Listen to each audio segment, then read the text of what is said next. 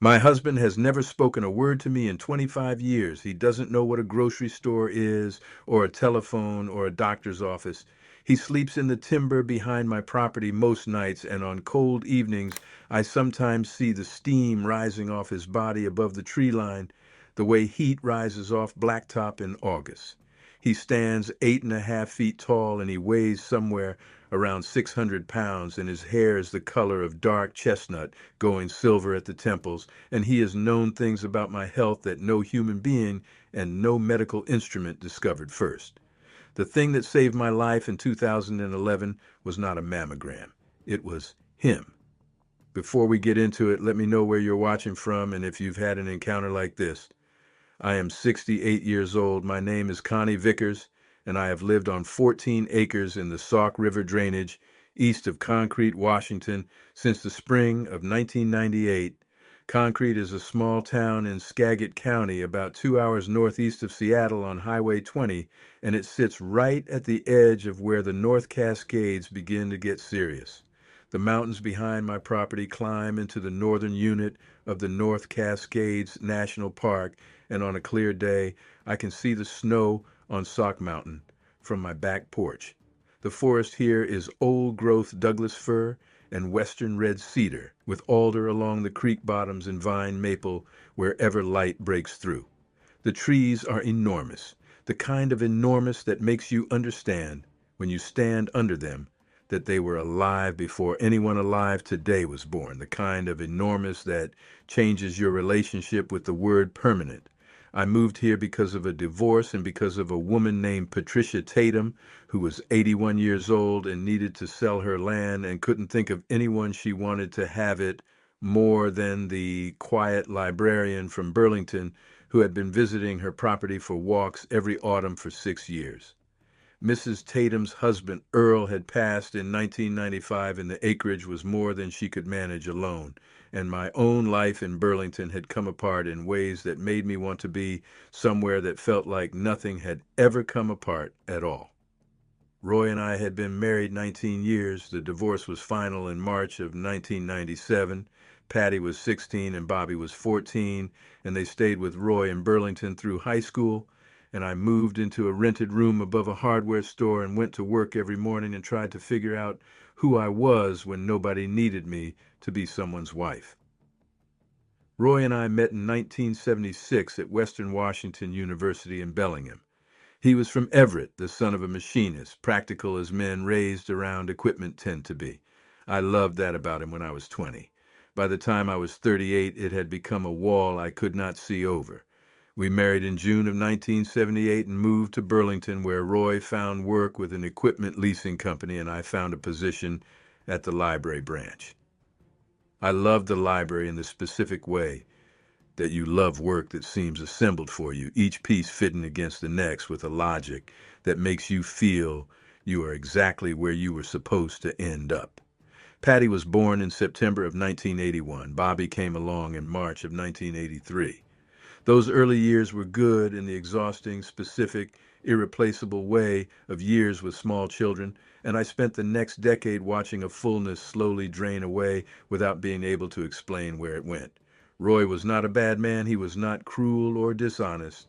What he was absent, not geographically, but in the way that matters more, absent from the texture of daily life in a way that made me feel, as the years accumulated, like a person living in a house that had only one occupant.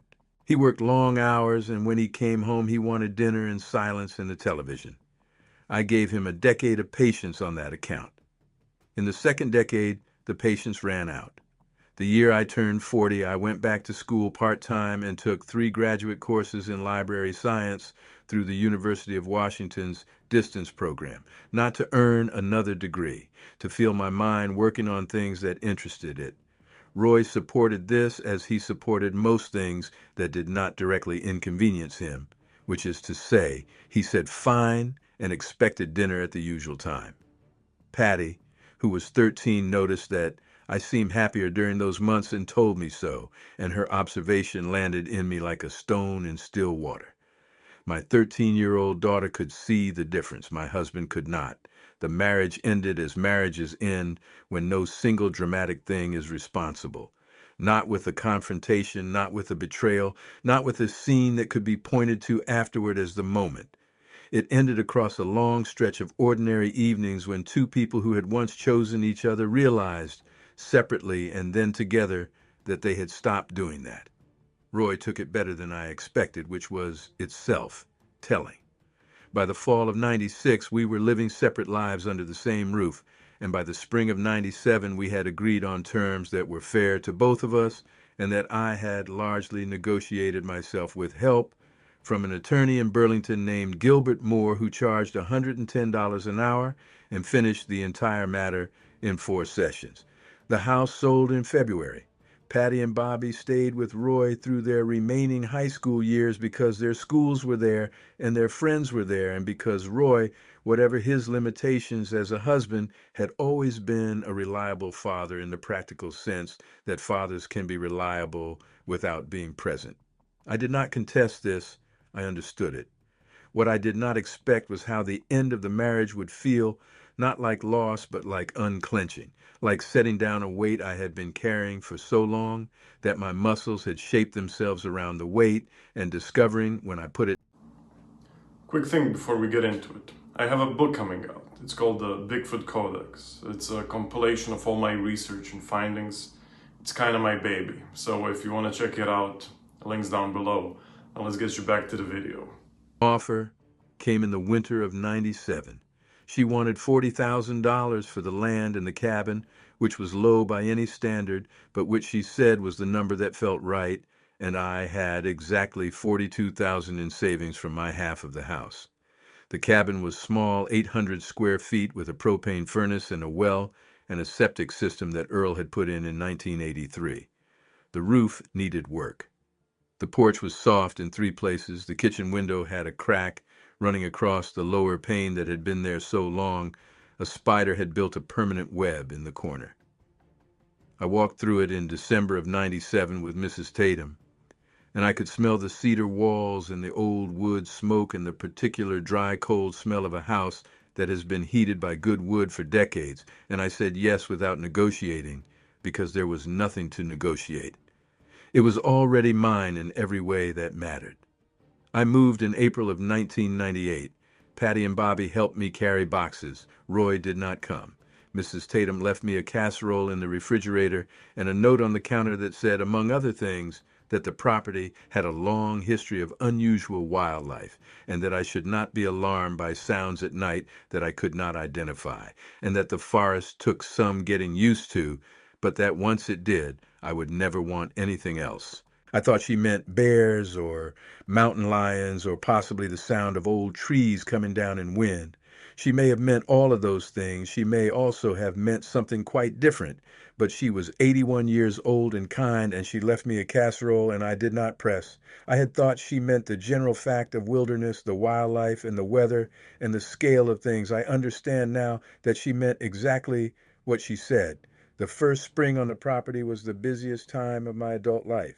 The roof repairs alone took 3 weeks and most of my remaining savings.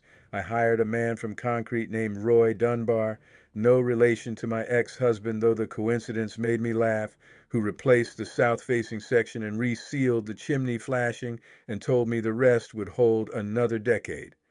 The porch took 2 weekends. I did that myself with materials from the lumber yard in Cedro Woolley and instructions from a library book, which was appropriate. The window I left alone because the spider had been there longer than I had. I settled into a routine that felt, from the outside, like isolation, and from the inside, like medicine. I drove into concrete twice a week for groceries and mail, and when the weather was good, to sit at the diner on Main Street and drink coffee and read.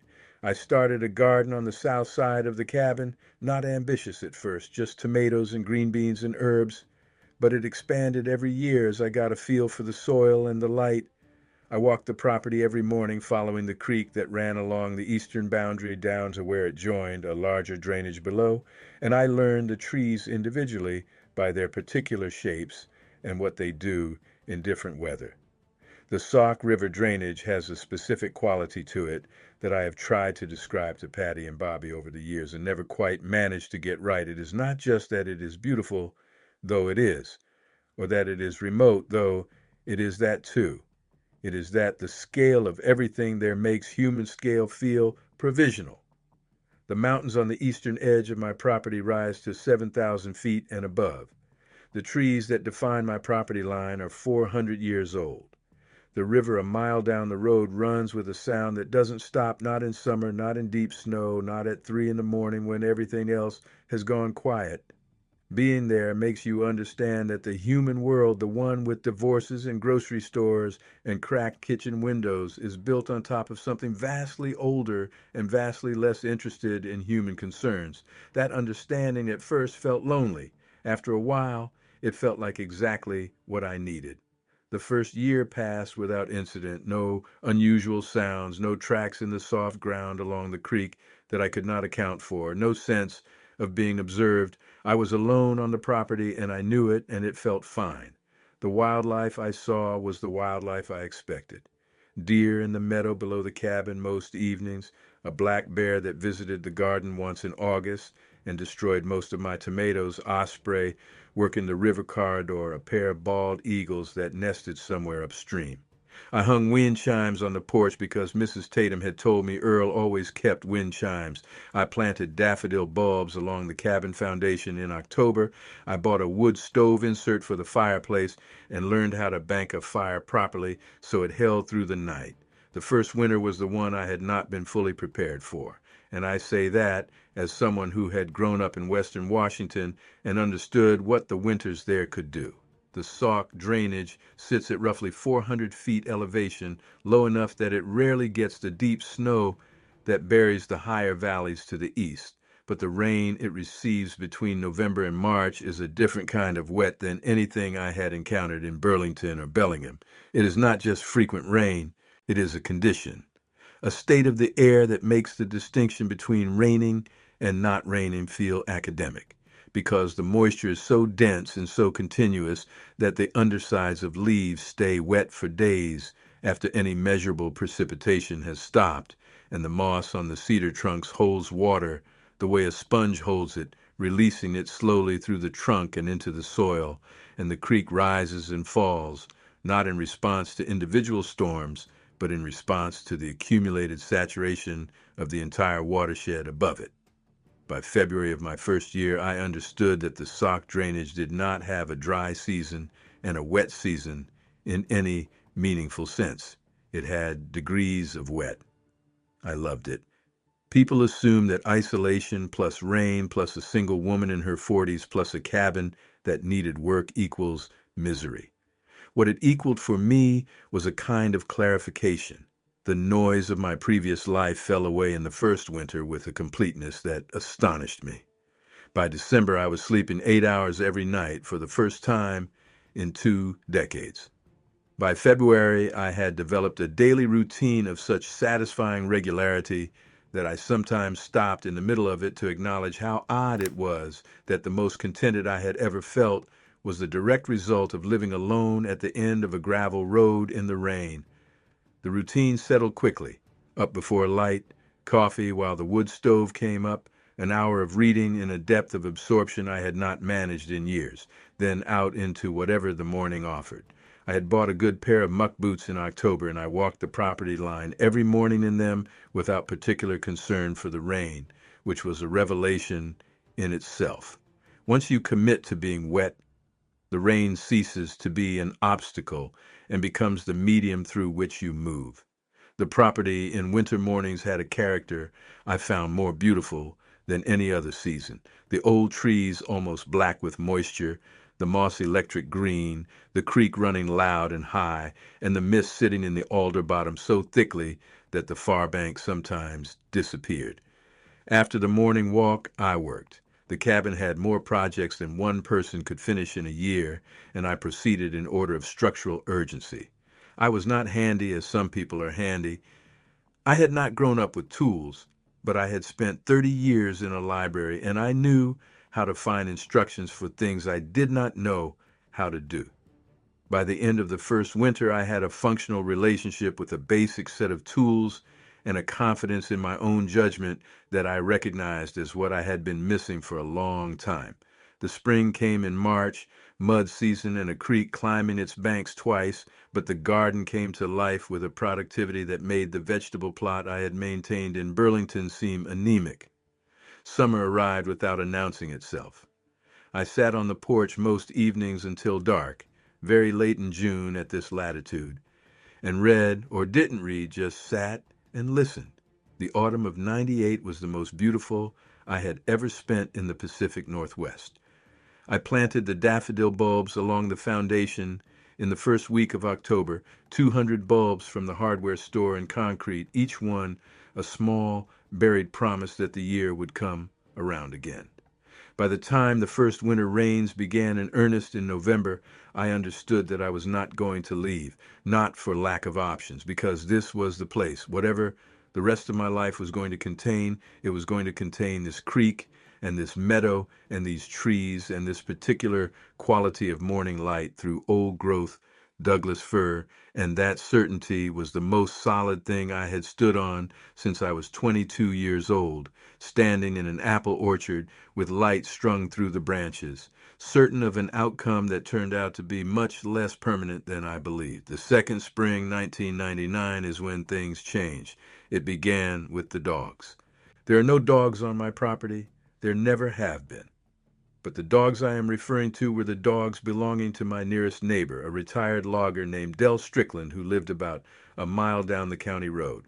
Del had two black labs, Rascal and Pepper, who roamed widely across both properties and whose presence I had come to take for granted. Del had told me when I moved in that the dogs were friendly and wouldn't bother me, and he was right. They came around every few days, sniffed everything, and went home. In May of 1999, Rascal and Pepper stopped coming to my property.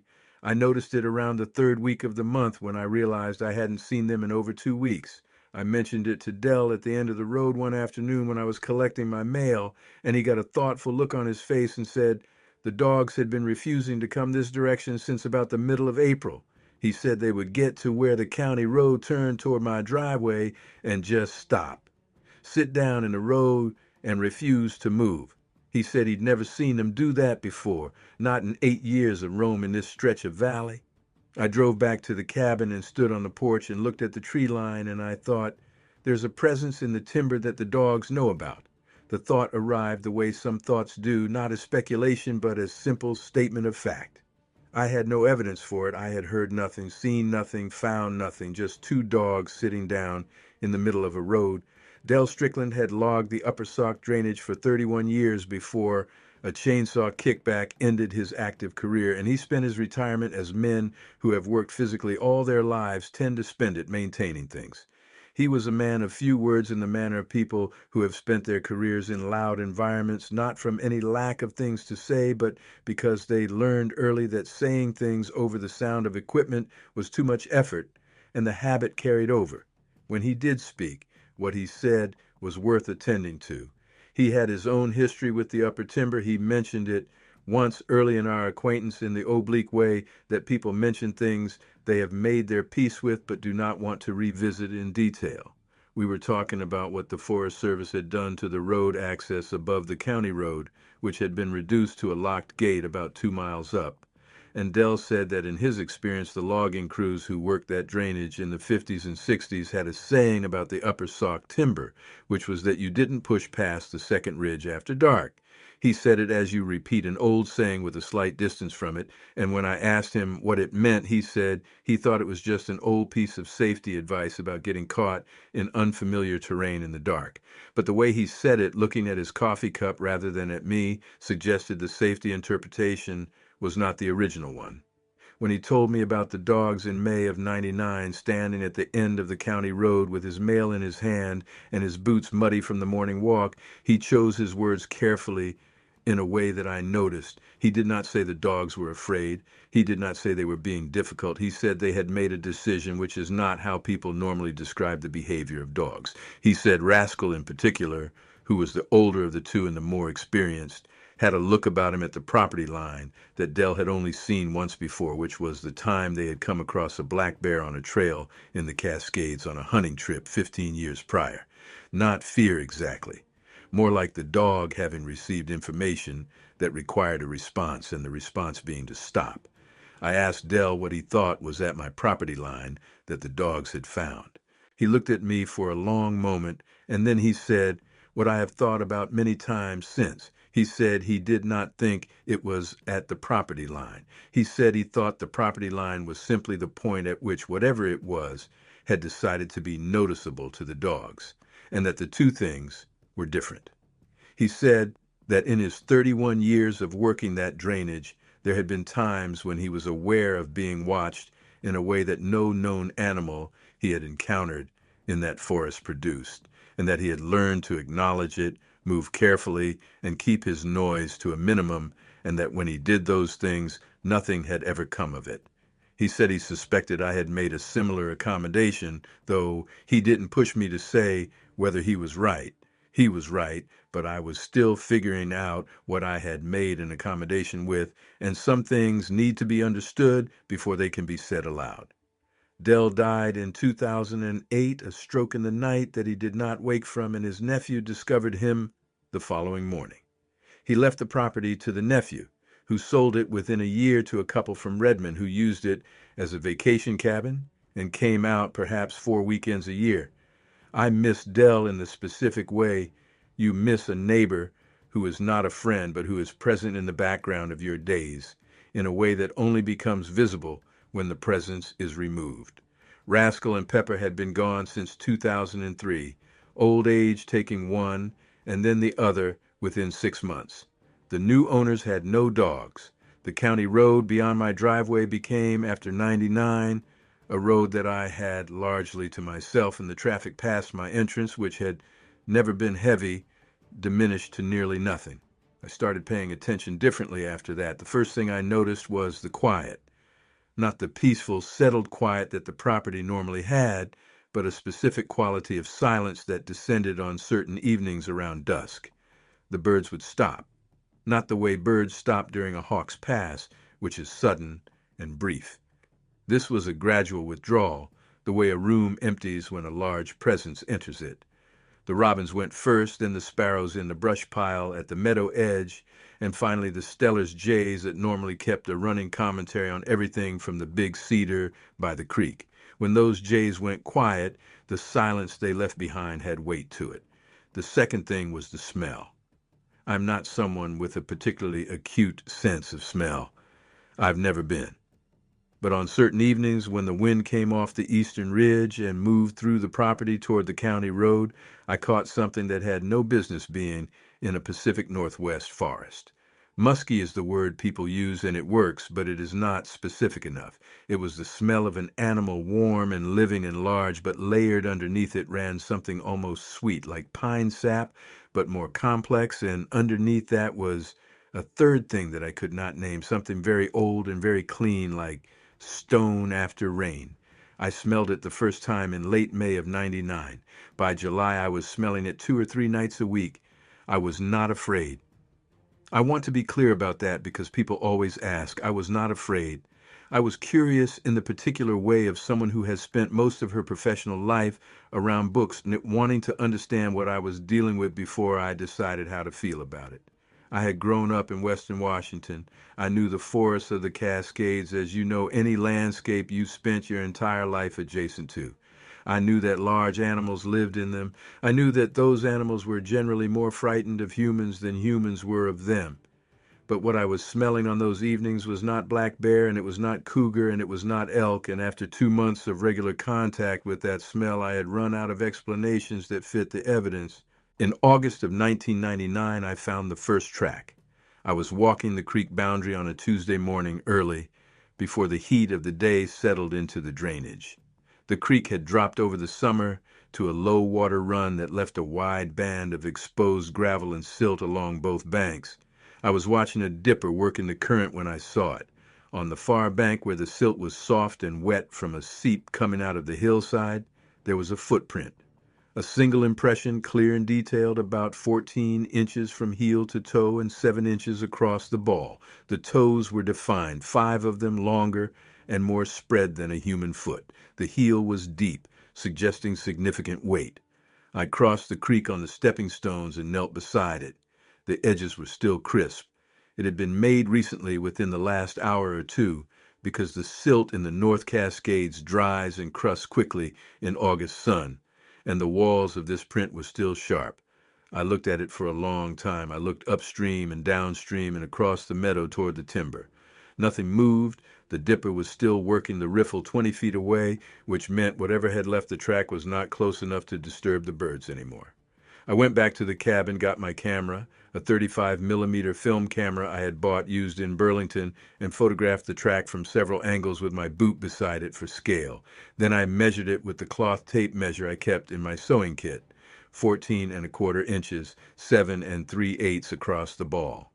The stride length, measured from that print to the next faint impression I found in a patch of soft earth another 4 feet upstream, was close to 5 feet. I had a stack of books about North Cascades wildlife. None of them contained any animal with a track profile matching what I had found. I drove to the library in Concrete that afternoon, which was small but serviceable, and I spent 2 hours in the reference section.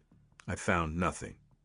I went home and cooked dinner and sat on the porch until dark and listened to the forest settle into its nighttime sounds. And sometime after 9 o'clock, from somewhere up the eastern ridge, I heard a vocalization that stopped the spoon in my hand midway to my bowl. Low, very low, rich with chest depth, held for 5 or 6 seconds and then dropping off at the end. Not an owl, not a coyote, not an elk. Something that produced a frequency I felt in my sternum and my back teeth before I heard it in my ears. It answered itself from the south, from the direction of the big timber below the meadow. 2 of them. At minimum, 2. I sat on that porch for another 2 hours without moving, and I was not afraid.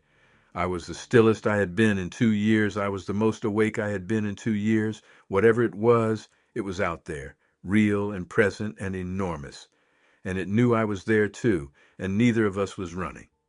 Over the winter of '99 into 2000, I found more evidence than I had found in the previous months combined, and the accumulation of it built in me an understanding that was not yet knowledge, but was no longer mere suspicion either. In November, I found a tree structure in the alder bottom south of the meadow that stopped me on my morning walk. 3 alders, each about 6 inches across, had been pushed over in the same direction, their root balls lifted cleanly from the ground without any obvious wind damage, and their tops woven together with branches broken from a 4th tree nearby. The result was an arch about 9 feet high and 8 feet wide, deliberate in a way that could not be attributed to weather or to any animal I knew. I photographed it and measured it and noted in the journal I had begun keeping that the break points on the branches incorporated into the woven section were consistent with manual twisting rather than snapping, the wood fibers long and rotated rather than sheared. It stood through the winter. When I checked it in April, it was still there, and someone had added a secondary branch across the top. The winter tracks were harder to read. Frozen or saturated ground preserves little detail, but what I found instead was compression. In the places where the path along the creek bank narrowed between the root flares of large Douglas firs, the moss was pressed flat in oval shapes, too large for deer and too regularly spaced for any animal whose gait I recognized. I bought a wildlife tracking guide and worked through every entry. Nothing matched. In February of 2000, I found a stone on the flat rock. Not food, flat oval about 6 inches long, smooth from water wear, with a series of small indentations on its surface. Not natural pitting. The spacing was too regular, the depth too consistent. Someone had struck that stone repeatedly with a harder stone, producing a pattern that was clearly intentional, and whatever else it meant that whatever was leaving it understood I would pick it up and look at it. I kept the stone. It is on the windowsill above my kitchen sink now, where I see it every morning. I have shown it to Patty, who held it and turned it over and was quiet for a long time before she put it down. I have never shown it to anyone else. By early spring of 2000, I had photographed 37 distinct tracks in 7 locations on the property, found 3 deliberate tree structures, the inscribed stone, the patterns of food exchange, and a cassette recording of the vocalizations from the previous September. I assembled all of it into a binder kept under the floorboard beneath my bed. I did not know what I was going to do with the education. I just knew that whatever was in my forest was real and specific and present, and that real, specific, present things deserved to be recorded with care. The second track I found was in October, then 3 more in November in different locations, different sizes. The smaller ones, in about 12 inches, I eventually understood as a different individual. By that winter, I was reasonably certain there were at least 2 of them using my property as part of a regular circuit. The larger one seemed to pass through 3 or 4 nights a week, the smaller one less frequently, and always on the same route along the creek and up through the alder bottom to the south. I began leaving food. I feel awkward saying that even now because it sounds like something you do for stray cats, and these were not stray cats. But I had read enough to understand that in encounters where food is offered and accepted, a form of communication is established. Not negotiation, just recognition. I am here, you are here. This exchange is possible.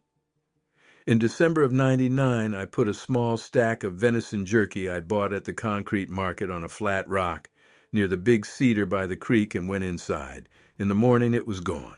There was a fresh print beside the rock. That was all.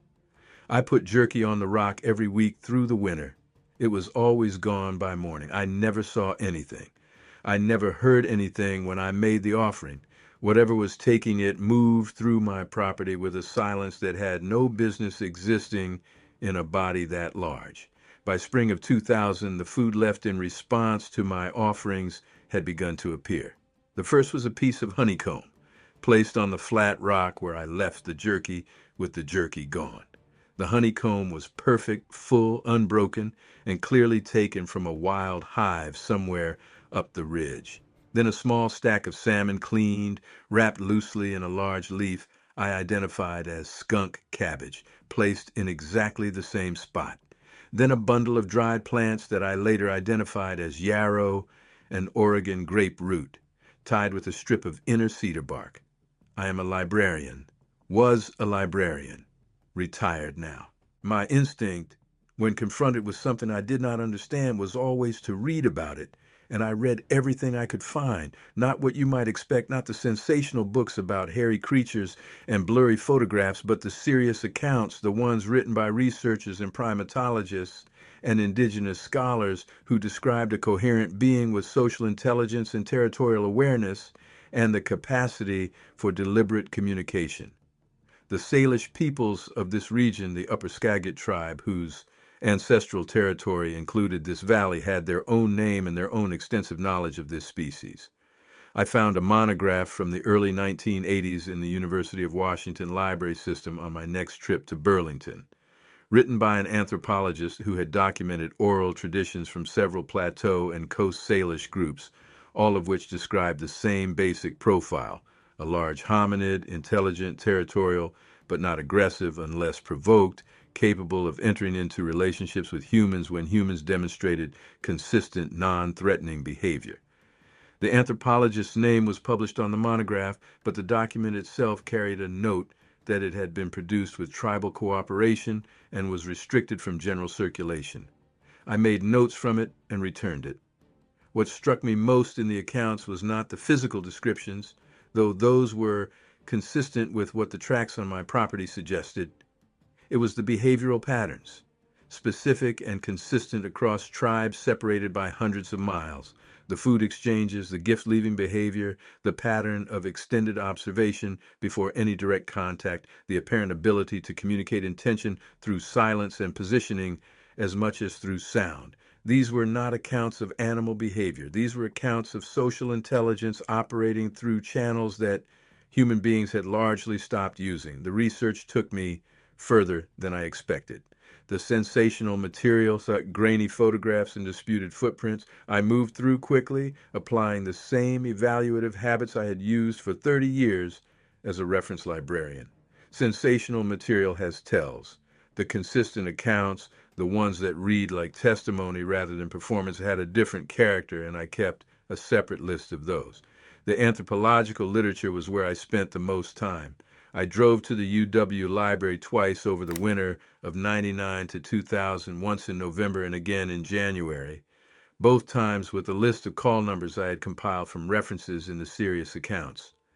What the university library held on the subject of Pacific Northwest indigenous oral traditions was extensive, and much of it had never been digitized and would not have been findable through any ordinary search. The monograph I mentioned earlier, the one restricted from general circulation, was only the beginning. There was a body of academic work from the 1960s through the 1980s, produced largely by anthropologists who were working in collaboration with tribal communities in the Pacific Northwest and British Columbia, that documented knowledge systems about this species with a consistency and specificity that I found more persuasive than any physical evidence.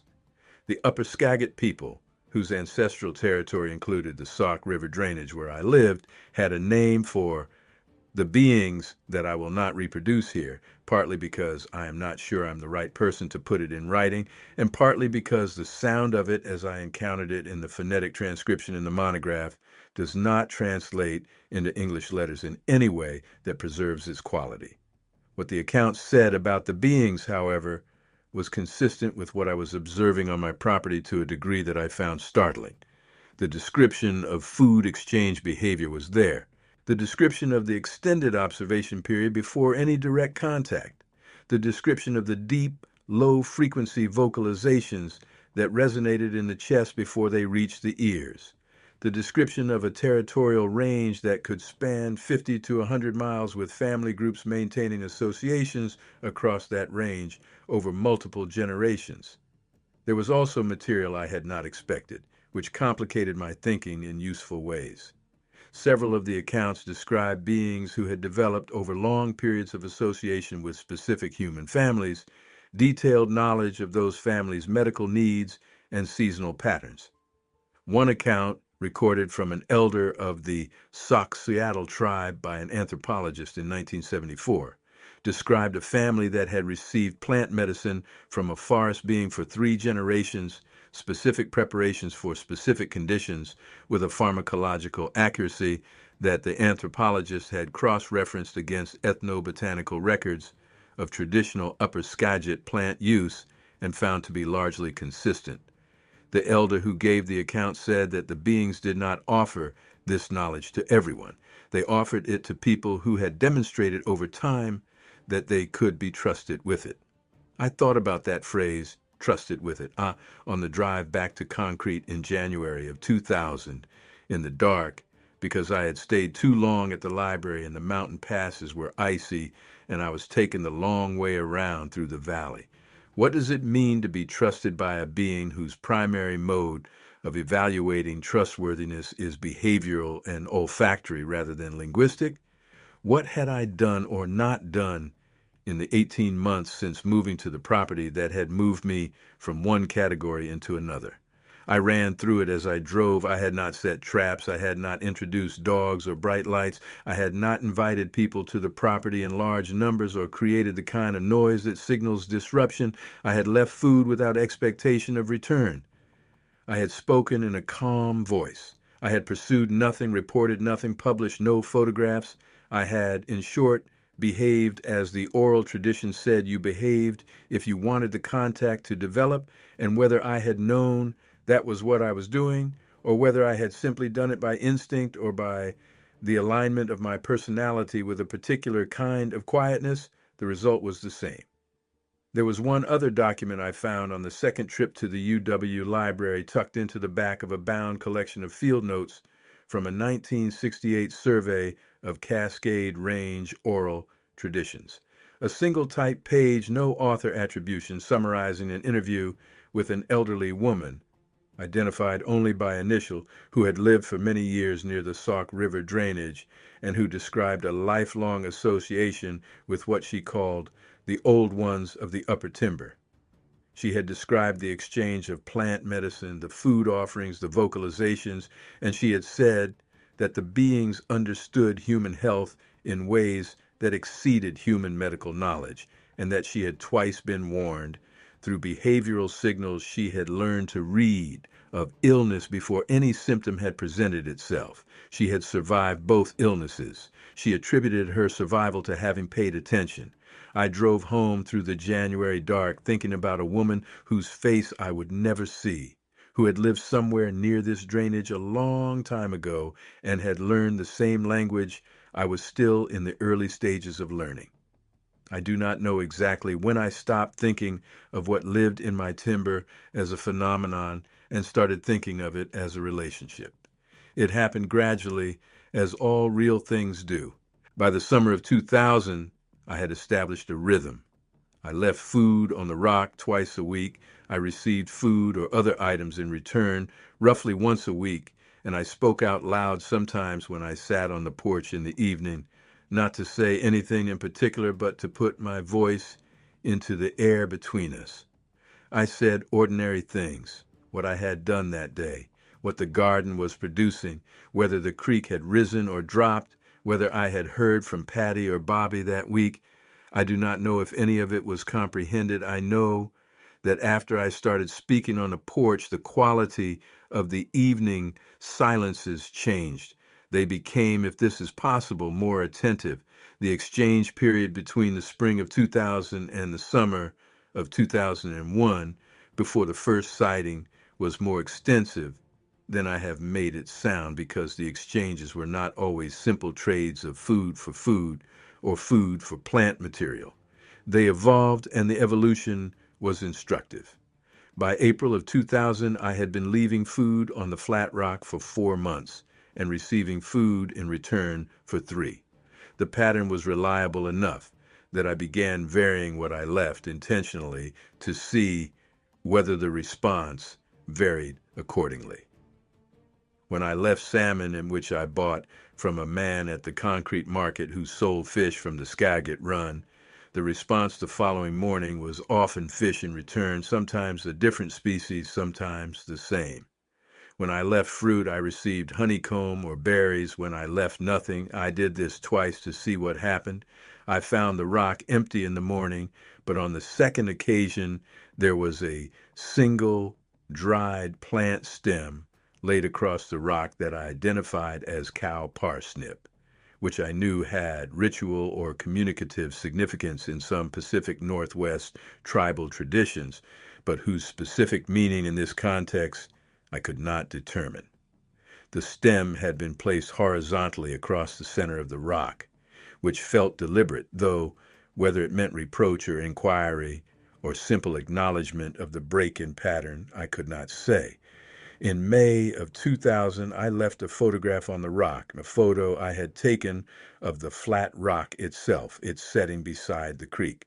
In the morning it was gone, and in its place was a piece of quartzite from the upper ridge, meaning whoever had left it had selected it from a specific identifiable direction. I began keeping a detailed log in June: dates, contents, weather, tracks, sounds. By the autumn of 2001, it ran to 3 composition notebooks. I still have them in the fireproof box with the binder. In July of 2000, I left a mirror, small, 3 inches across, the kind that comes in a travel kit. I had read that primates have complex responses to mirrors. Some recognize themselves, some treat the reflection as another individual, some ignore it entirely. And I was curious.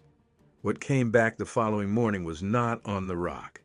It was placed in the fork of the lowest branch of the big cedar about 7 feet off the ground, a piece of flat shale about the same size as the mirror, polished smooth on one side to a finish that caught the morning light and threw a small bright spot on the ground beneath it. I stood under the cedar looking at the shale for a very long time. Whatever the mirror had communicated, The response was not about mirrors at all. It was about elevation, about placement at height rather than on the ground, about a different kind of attention. I did not fully understand this. I filed it.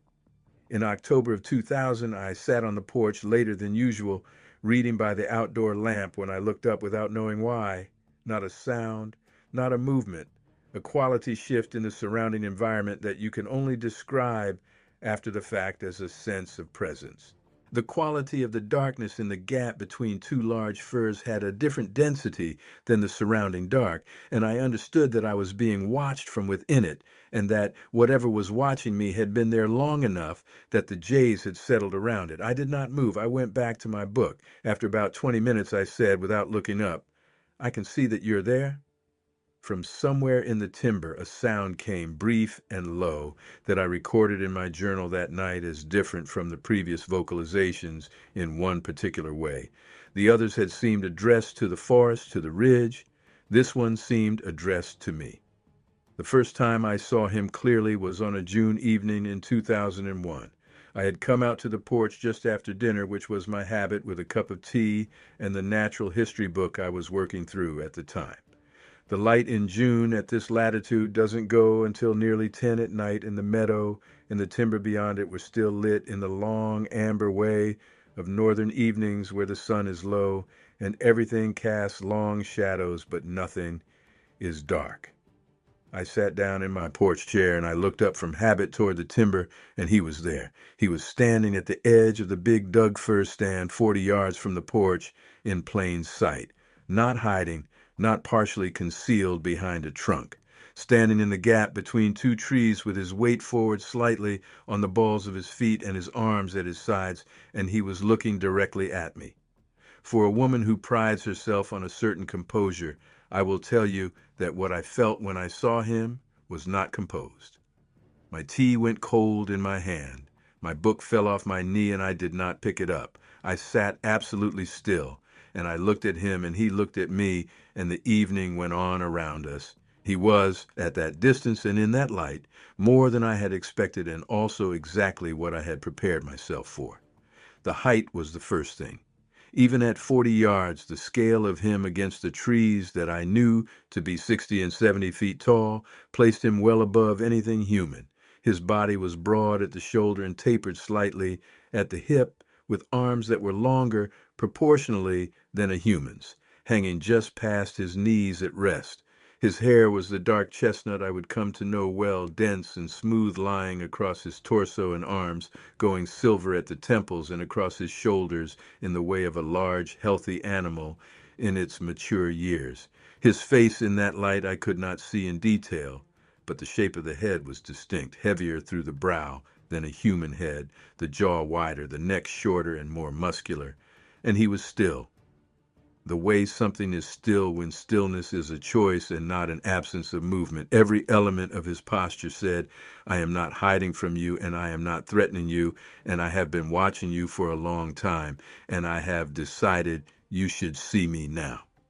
I said out loud in a voice that came out more steady than I expected, hello. He held his position for another 30 seconds maybe. Then he turned and moved back into the trees with a quiet that seemed physically impossible.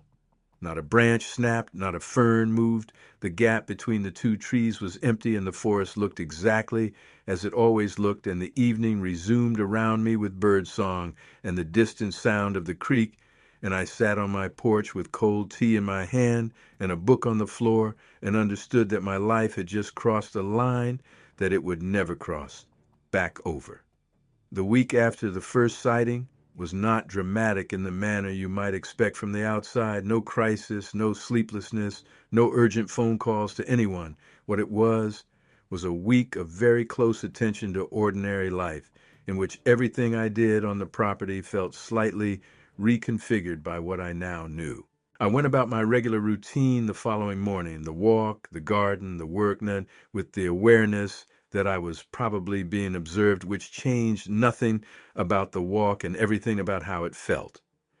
On the second day, I put an extra portion on the flat rock. Not different food, not anything elaborate, just more of what I had been leaving. It felt like the correct gesture.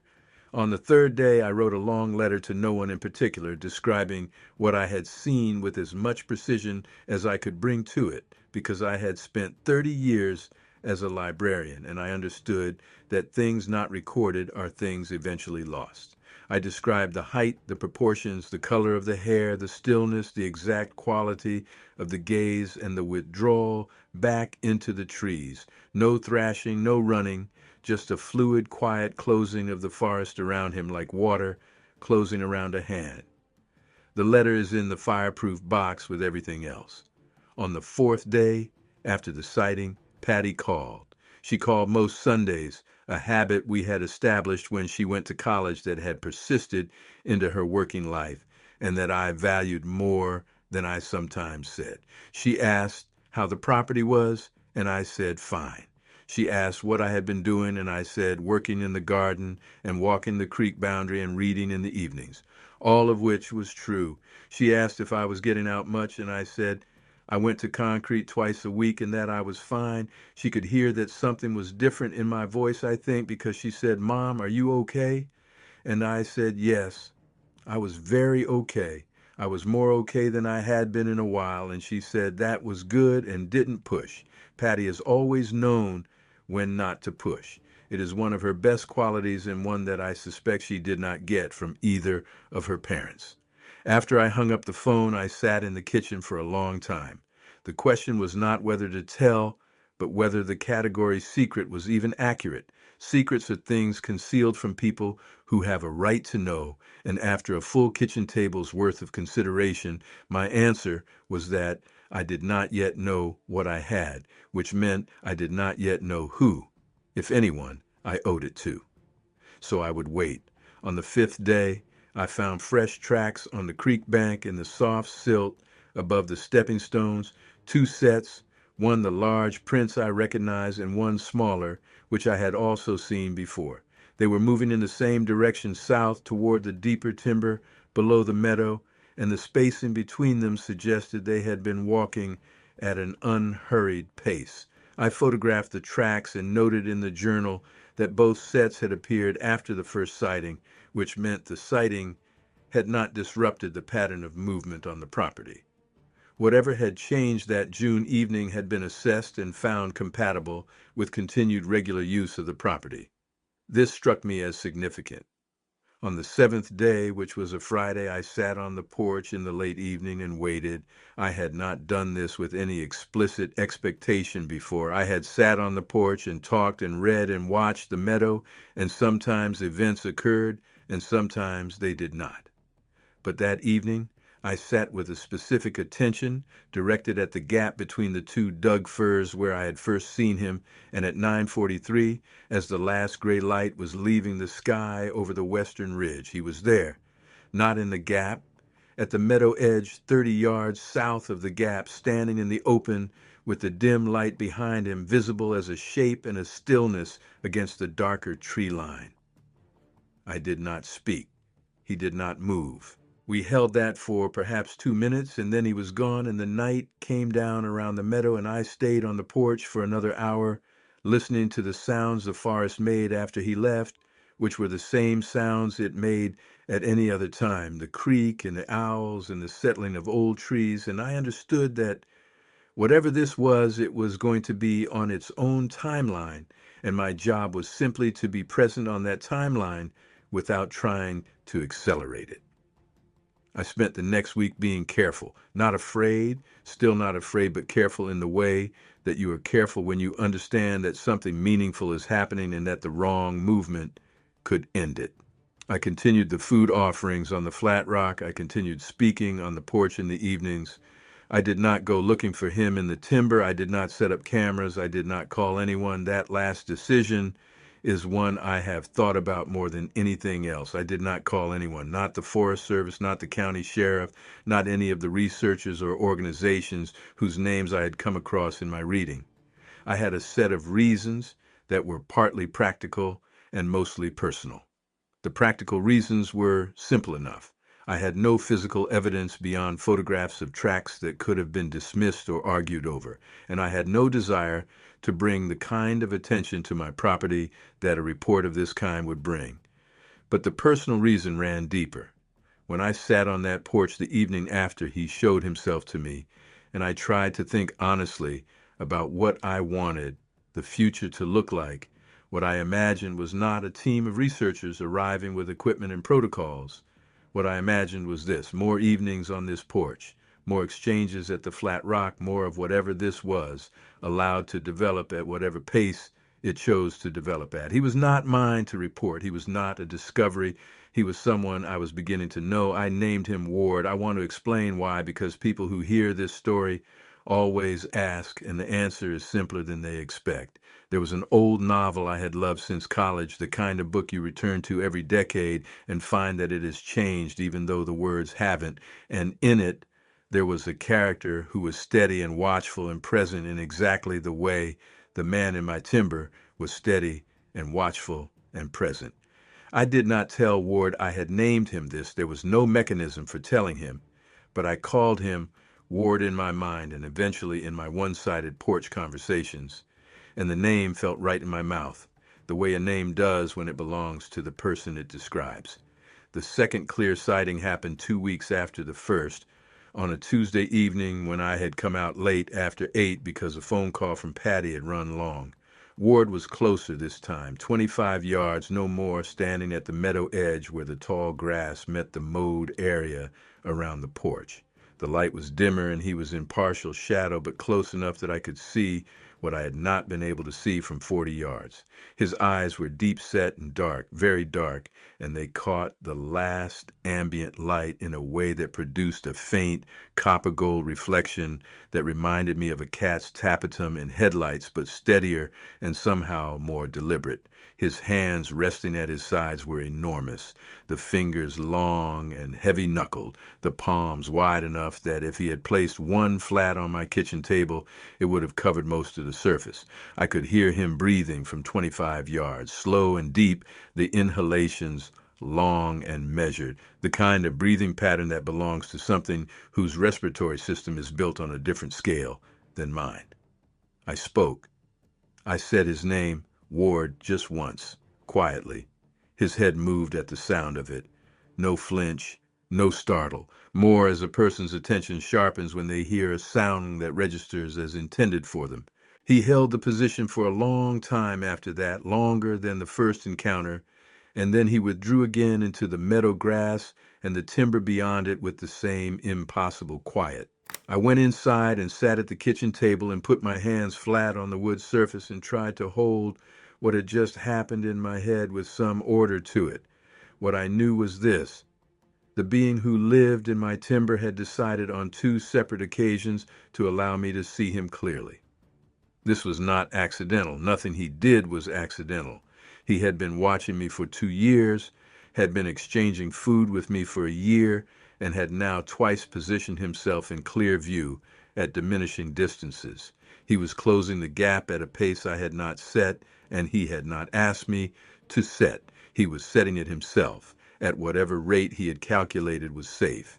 That understanding, arrived at while sitting at my kitchen table in the late summer of 2001, was the moment I stopped treating what was happening as an encounter with wildlife and started treating it as what it was: a relationship built on terms I had not established but had agreed to, by staying, by continuing the offerings, by speaking on the porch, by not running or reporting or filling my timber with floodlights and motion cameras.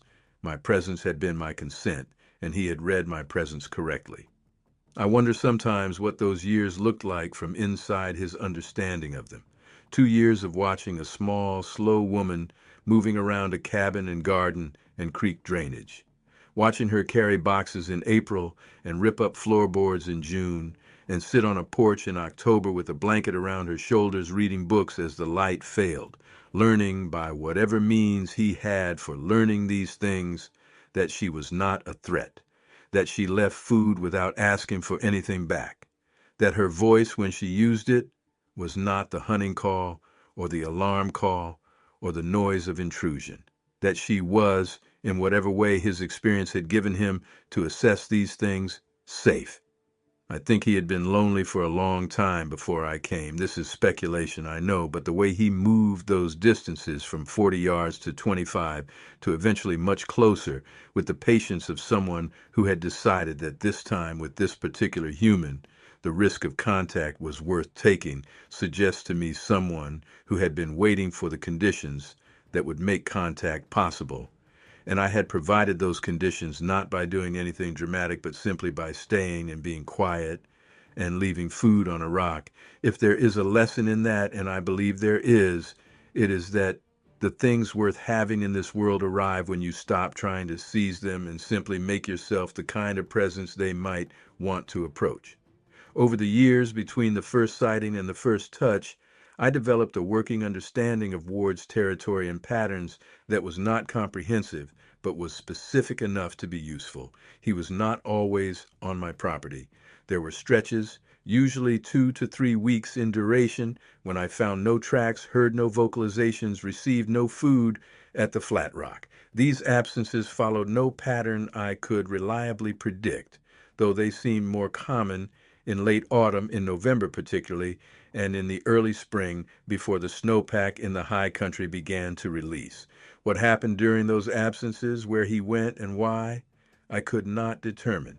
The range of the species, as described in the accounts I had read, could span enormous territories, and the North Cascades offered possibilities for movement that no human could fully map. He had access to hundreds of thousands of acres of roadless wilderness to the east of my property, and the pattern of his absences suggested regular, purposeful travel within that space. When he returned, the return was always the same. First a smell, carried on the east wind off the ridge, usually in the evening of a day that had been otherwise ordinary. Then the silence of the jays, which was the most reliable indicator I had, more reliable than any track or sound. Then within a day or two, food on the rock or a vocalization from the upper timber at dusk. He did not, as far as I could tell, announce his return to me directly. He resumed the pattern of presence, and I noticed the resumption, and the resumption was itself the communication. I spent considerable time in those years trying to understand the relationship between the large tracts and the smaller ones. There were at least 2 individuals using my property, possibly 3. In the autumn of 2002, I found a third set of tracks, significantly smaller than both the others, that appeared twice near the creek bank and did not return. The small tracks I had been finding since '99, about 12 inches in length, appeared with enough regularity to suggest a specific individual, but they almost never appeared at the same time as the large tracks.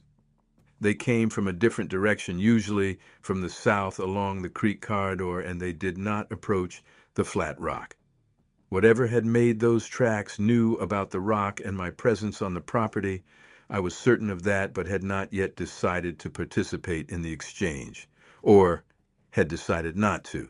I was not sure which. The large tracks were always from the east, always entering the property across the same stretch of the eastern boundary where the old-growth fir gave way to second growth, and the fence was overgrown with blackberry. The prints in that boundary zone were deeper on the eastern side than on the western, which I eventually understood meant he was carrying something as he came in and setting it down on the property. Food mostly, or the plant material that arrived alongside food. But twice in the years between 2002 and 2005, I found items that had not come from the immediate forest. A piece of worked obsidian larger and more finished than the ones I had found before, with a fine-grained texture that did not match any rock I knew from the upper Sauk drainage. A packet of seeds wrapped in a section of dried bark that I planted the following spring, and that produced a low-growing plant with leaves I could not identify, bitter when I tasted one that spread along the south side of the garden fence and which I eventually let grow without trying to identify because it seemed to prefer to be left alone. By the summer of 2003, I realized I had been tracking his arrivals through bird behavior alone without any conscious effort in getting it right. The Stellar's jays were the clearest signal, but the hawks on the meadow edge shifted perch about 30 minutes before Ward entered, and the deer departed in the calm, purposeful way of animals that have received information roughly 15 minutes before the smell came off the ridge. The meadow had become a news service about what was approaching and from where. What this period of watching disclosed a great deal about the quality of his attention. He was aware at all times of everything on and adjacent to the property.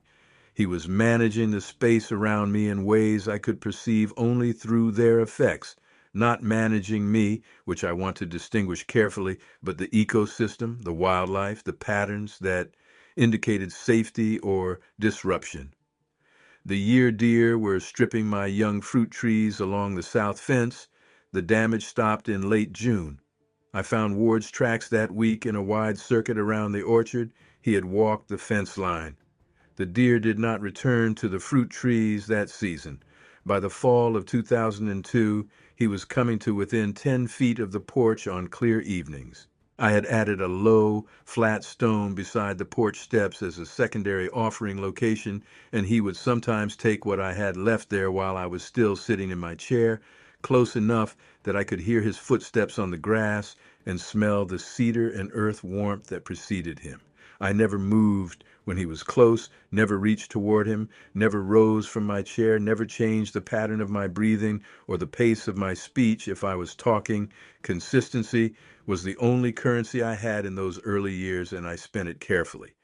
The first time he touched me was not dramatic. I want to say that because people hear the first time and expect something momentous, and what it was quiet.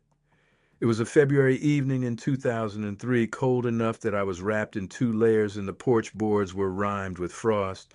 I had brought out a bowl of dried apples and a small piece of smoked salmon from a friend in Concrete who fished the Skagit, and I had set it on the low stone by the steps and gone back to my chair.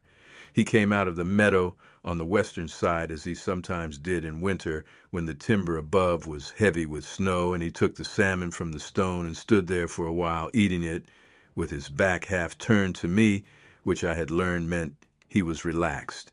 And then he turned fully toward me and took one step toward the porch and reached out his hand and rested the back of 2 of his fingers, just the backs of 2 fingers, on the top of my left boot.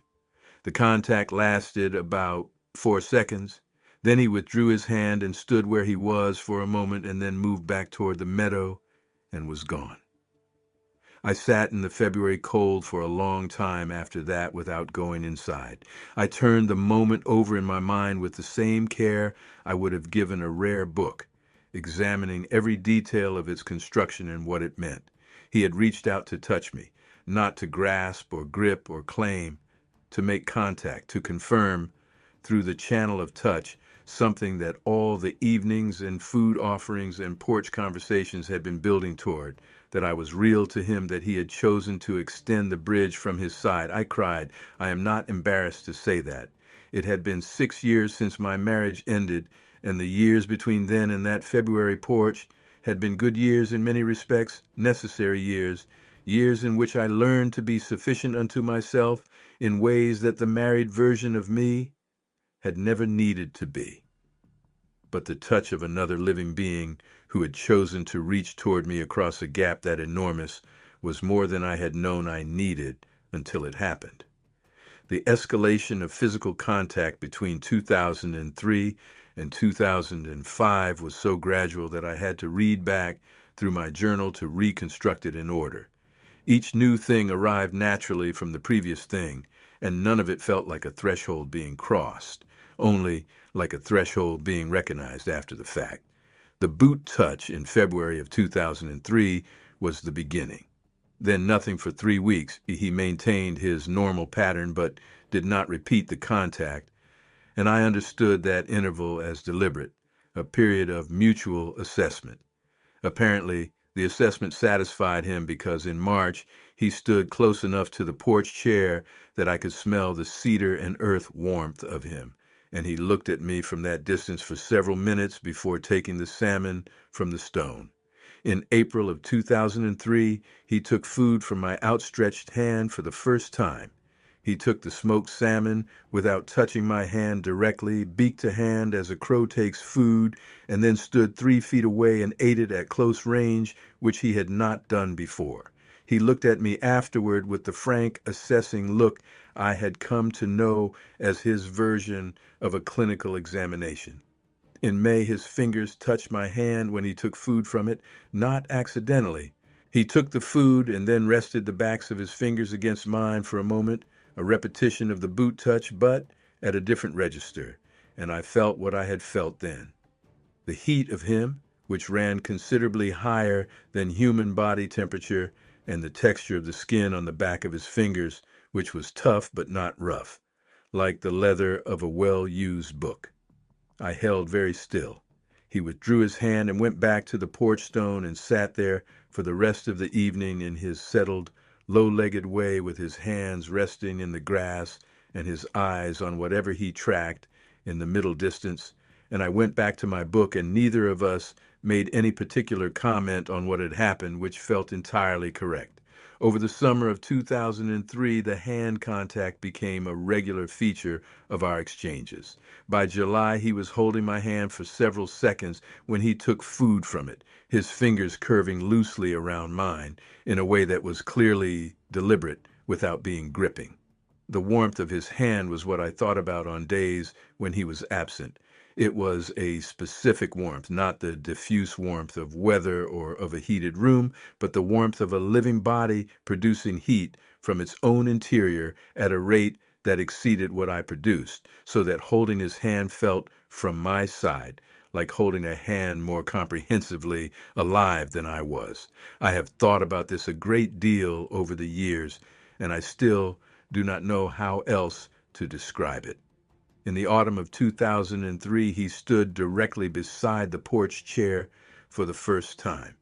His hip was at the level of my shoulder, and the proximity of him produced a feeling I can only compare to sitting beside a very large, very warm fire on a cold night, radiant heat and a shelteredness as if whatever was on the other side of him could not reach me. I have never in my life felt as physically safe, which is an observation I have turned over many times because the objective arguments run the other way. The safety was not logical, but in 25 years it has not been misplaced, and there is a point at which accumulated evidence outweighs initial caution. The first time he sat beside me on the porch, not in the meadow, was in the summer of 2004. I heard the boards creak under his weight as he stepped up from the yard with considerably more authority than they creaked for Patty or Bobby, and I kept my eyes on my book. When I looked up, he was sitting at the far end with his back against the wall and his knees up, a posture that looked surprisingly human, despite the scale of it, watching the meadow with the same expression of settled attention that I imagined was on my own face on ordinary evenings. We sat on that porch together from 7 until past 10. I spoke occasionally, ordinary things about the garden, a book I was reading, the osprey pair upstream. He listened, or was present as people are present when listening, and made the subsonic tone twice during the evening, the low one I thought of as his expression of ease, and each time I felt it in my rib cage before I heard it in my ears. When he left, stepping off the porch in a single long stride that covered all 3 steps without using any of them, I sat, without turning on the lights, for a long time, and the night sounds filled the meadow. And I was not yet 68, but I had never been more at home than I was right there. From that point, the relationship built through time and repetition and small escalations of trust. He allowed me to stand. Eventually, when he was at the porch stone, he allowed me to speak directly to him from close range without withdrawing. He allowed me to place food in my outstretched hand and let him take it from my palm, which the first time produced a sensation I have no good words for. His hand closing around mine briefly, the warmth of it, the heft of it, the absolutely controlled gentleness of fingers that I knew from the pressure they left in creek mud were capable of something quite different. In the summer of 2004, he sat down in the meadow 20 feet from the porch. He was settled rather than standing low to the ground. He sat the way someone sits when they intend to stay cross-legged after a fashion, with his hands resting in the grass, and I sat in my porch chair and talked to him for 2 hours while the evening darkened around us and the bats came out over the meadow. That was the moment I thought of as our first real conversation, even though only one of us used words. I want to describe how he communicates, because I think people imagine either that he does not communicate at all or that he communicates in some dramatic, obvious way. Neither is true. He uses sound, yes, those low-frequency chest tones that I had been hearing from the ridge in '99 and that I still sometimes hear now, but the sounds are one component of a system that is mostly positional and behavioral. Where he stands tells me things. Which direction he faces, whether his weight is forward or back on his feet, whether his arms are crossed, which I have never seen, or hanging loose at his sides, which means ease, or slightly extended toward me, which over the years I have come to understand as something very close to what we would call affection. The tilts of his head, the pace of his approach, the specific pattern of his breathing. Over 25 years, I have developed a working fluency in this system that I cannot fully translate into English, but that I do not need to translate because it operates at a level beneath translation. I know what he means, as you know what music means, not in words, but in the body. His vocalizations have specific meanings that I have identified through repetition. A long descending tone is what I think of as acknowledgement, the equivalent of a slow nod. A series of three shorter sounds, medium pitch, signals a state I can only describe as alert but not alarmed, which he produces when something unusual is happening in the timber that he is tracking but does not consider a threat. A very low, almost subsonic sound that I feel in my chest before I hear it is, as best I can tell, the closest he has to an expression of contentment. He makes this sound when he is sitting in the meadow and the evening is calm and we are both simply present in the same space. I have come to think of it as the vocalization equivalent of a comfortable silence. The gifts continued and became more specific over time. The first years were food almost exclusively. Then the food began to include things that took me a while to understand were chosen rather than random. When I had a headache that I mentioned on the porch, I found devil's club leaves at the stone the next morning, which is a plant the upper Skagit used for analgesic properties. When I had a persistently stiff shoulder the winter of 2006 that I complained about twice in our evening conversations, I found a poultice of plants I later identified as arnica and wild ginger wrapped in a cedar strip. The arnica was bruised in a specific way that released the oils. The arnica and ginger combination is anti-inflammatory and has a documented history of use in exactly this application. He did not know that. I knew that. He just knew what to bring. That was when I stopped calling what he did instinct and started calling it knowledge. There is a difference and it matters. Instinct is what you are born with. Knowledge is what you accumulate through observation and experience, and in some cases, through a cultural tradition that passes information from one generation to the next. What Ward brought me was knowledge. Specific, applied, accurate knowledge about what plants do in the human body, the kind of knowledge that takes generations to accumulate and requires enough contact with humans to know what human bodies need. He was not the first of his kind to have relationships with people. I was not the first person to receive plant medicine from these hills in this way. I was somewhere in the middle of a history that I would never fully know, but that had produced in him a practical pharmacopoeia that would not shame a trained herbalist. The plant medicine Ward brought me over the years constitutes, if I were to compile it as a document, a fairly comprehensive treatment protocol for the minor and medium health problems of a woman living alone in a damp climate. He brought to that project a botanical knowledge accumulated over a time span I could not estimate and could not match. The Devil's Club for headaches was the first specific medicine I recognized as specific rather than coincidental. Pacific Northwest tribes use the plant widely for pain, and the accounts I had read mentioned it. When I found the leaves on the stone the morning after, I had mentioned a persistent headache on the porch, described in detail because I had been talking to him as I would talk to anyone I was trying to tell about my day.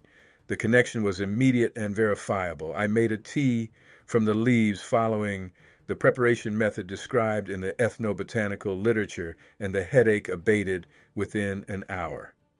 I do not want to overstate the medical significance of this. Devil's Club tea for a headache is not surgery, but the selection was specific and the preparation was intentional and the result was accurate. And I sat with my tea in the morning kitchen thinking about the gap between knowing a fact and being shown the same fact and how different those two experiences feel in the body.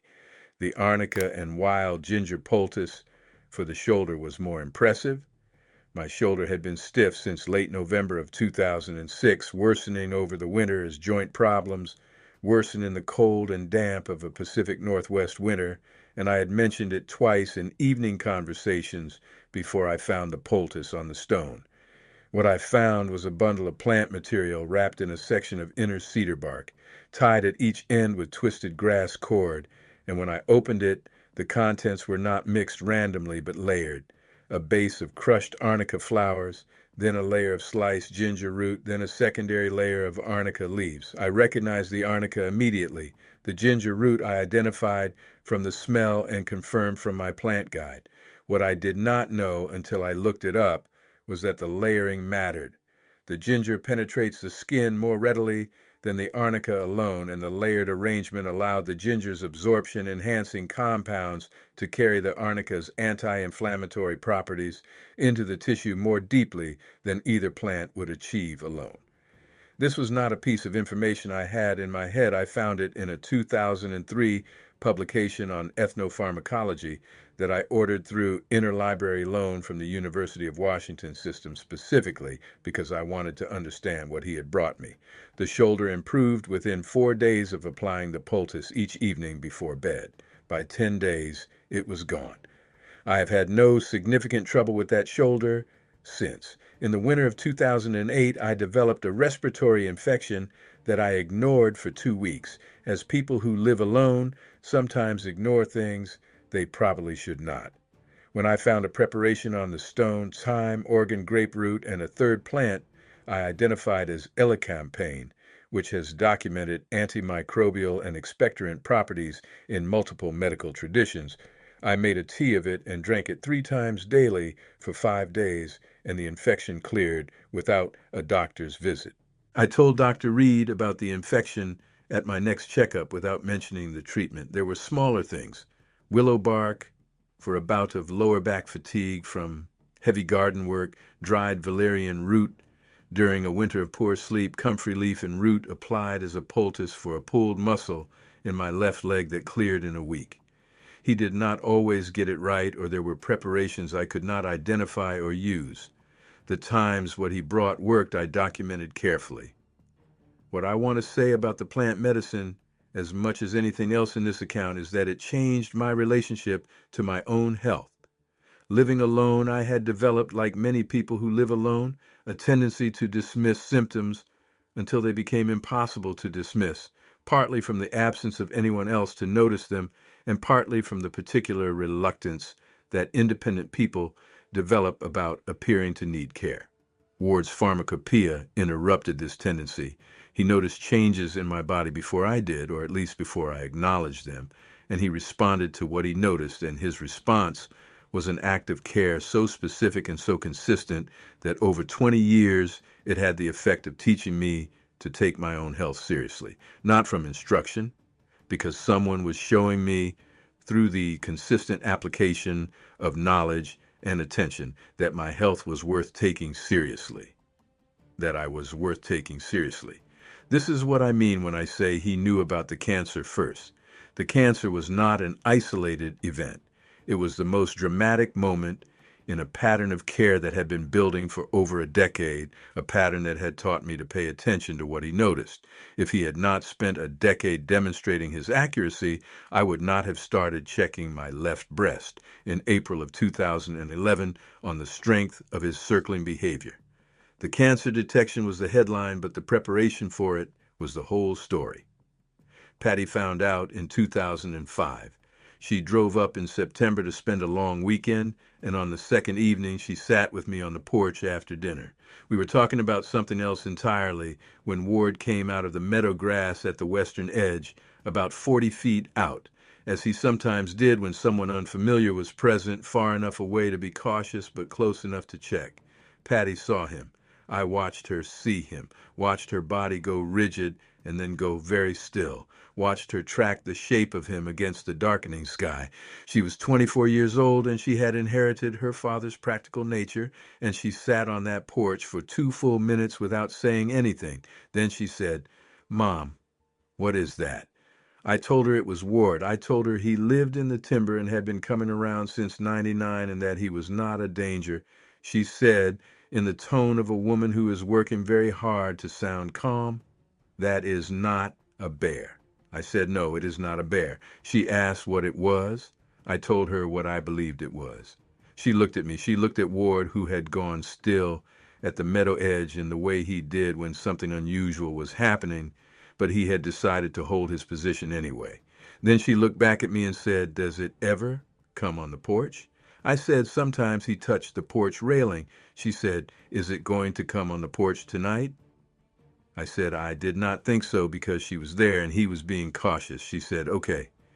And then she poured herself more wine and we sat there while Ward stood in the darkening meadow, and eventually, when the light was fully gone, withdrew into the timber, and Patty and I talked until midnight about everything and nothing, and she did not bring it up again until the drive back to her car the next morning. What she said as she was getting in was, "I'm not going to tell anyone about this. Not because I think you're crazy, because I think you're the sanest person I know, and if you say he's not dangerous, I believe you. But Mom, what are you doing up here?" I said I was living my life. She looked at me for a long moment and said, "Yeah, I can see that." She drove away, and I walked back up the driveway, and Ward was standing at the upper tree line in the morning light, watching her car disappear down the county road. And then he turned and looked at me and made the descending tone the acknowledgement and went back into the trees. Bobby never came to visit enough to see Ward clearly, though he had suspicions. He found a photograph I had taken of the flat stone with a fish on it once, clearly placed rather than fallen, and he asked about it in the careful way that people ask about things they are not sure they want answered.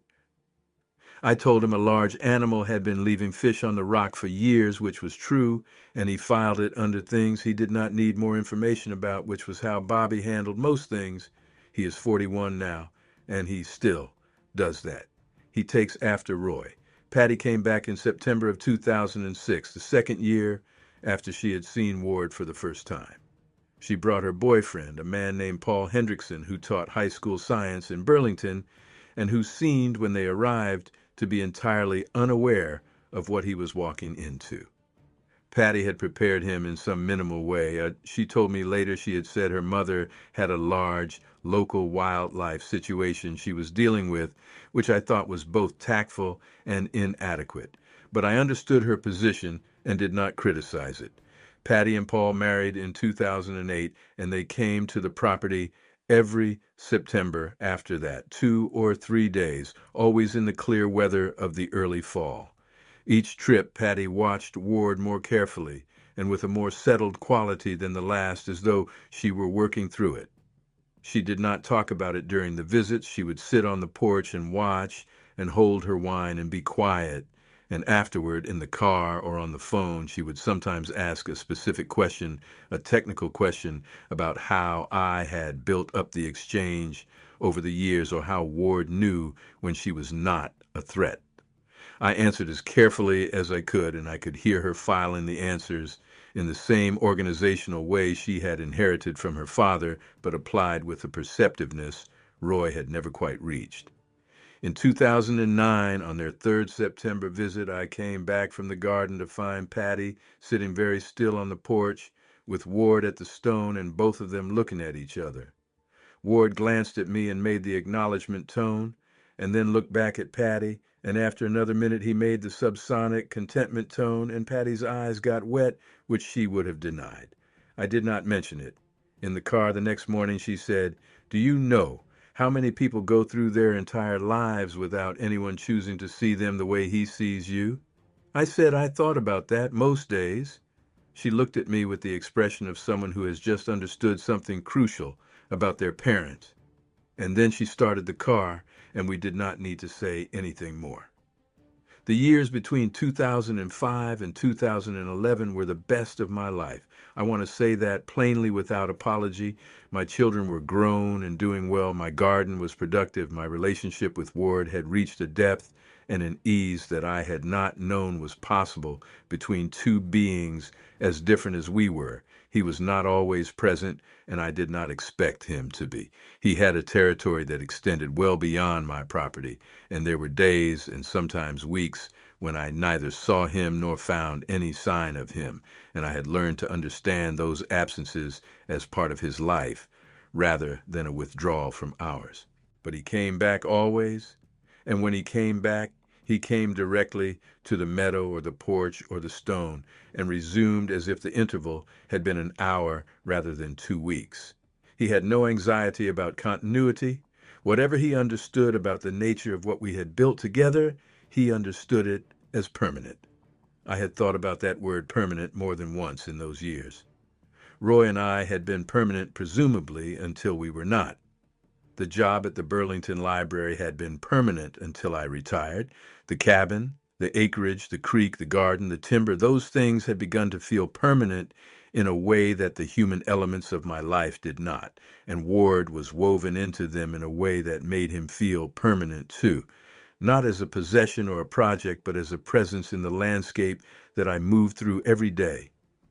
He was part of the property as the creek was part of the property, or the old cedar or the daffodils along the foundation that bloomed every April without being asked. The years between 2005 and 2011 had a specific character that I would not trade for anything on offer. I have the journal's 11 composition notebooks from those 6 years, and when I read them, they confirmed the impression. Patty finished her degree and started teaching in Mount Vernon, and she and Paul married, and Bobby worked his way up at his engineering firm and bought a house in Ballard. My health was excellent, my finances with the mortgage long retired, and my librarian's pension sufficient were uncomplicated. The garden produced more than I could eat, but the quality of those years was not primarily about things going right. It was about what they felt like from the inside, which was that they felt like the life I had been built to live, not in the sense of destiny, which is a word I distrust, but in the sense of fit. The property and I had found each other. Ward and I had found each other. It was a life I had chosen in each of its particulars, and I lived it each day with the awareness that I had chosen it. And this awareness was a very specific kind of freedom. There was a January in those years when we had a cold snap that brought temperatures below 20 Fahrenheit for 2 weeks. Unusual in the Sauk drainage. Ward came every evening during it, which was different from his pattern. He sometimes skipped evenings in wet, mild weather, but did not skip any in the cold.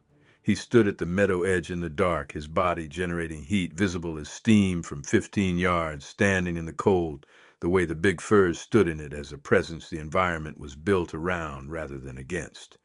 On the fourth night he brought a different thing to the stone, a deer skin carefully folded, tanned softer and more supple than any of the others, with the hair still on one side. I understood what it was intended for. I put it on the cedar chest at the foot of my bed. It was extraordinarily warm. I have used it every winter since. There was a summer evening in 2009, late July, when I poured myself a glass of wine, a thing I did rarely enough that it felt like an occasion, and Ward came to the meadow and settled in the long evening light, and the light caught the silver at his temples and shoulders more clearly than usual. The silver had spread since I first saw him 8 years before. I understood that he was aging in whatever way his kind aged on a timeline I could not estimate. I said out loud that he looked good in the evening light because it was true. He made the subsonic tone, and the bats came out over the meadow, and I was not lonely, and I was not alone, and I was, at 49 years old, in the July dark in the North Cascades, as near to content as I have ever been. There was a morning in October of 2010, the autumn before the spring, when Ward's behavior would change, that I think about sometimes. I found two sets of fresh tracks in the silt near the upper stepping stones, one large and one the smaller size I had been seeing for years. They moved together for about 40 yards and then diverged.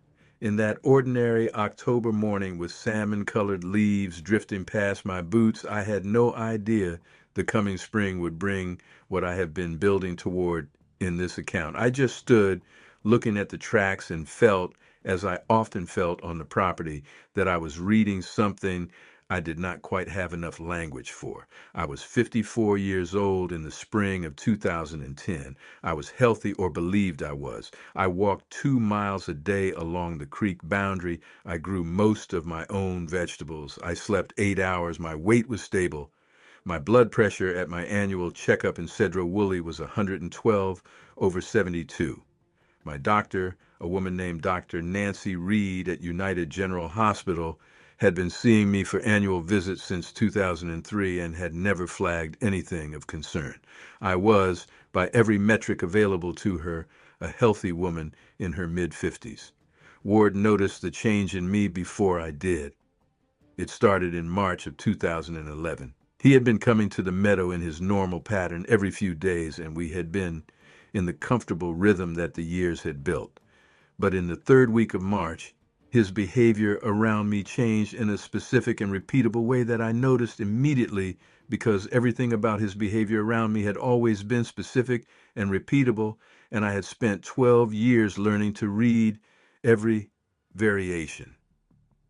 When he approached me in the evening, instead of his usual pattern, which was to settle into the meadow at a comfortable distance or come to the porch stone, he began circling to my left, subtle but persistent, that I tracked over 4 visits. He would position himself on my left side when I was standing. When I moved to put my left side away from him, he would arc around to face it again, slowly, without urgency, but with unmistakable intention. He was interested in my left side in a way he had never been interested in any specific part of me before. The second change was more startling. On the 4th visit of this pattern, he approached the porch stone, and instead of reaching for the food I had left, he leaned toward me.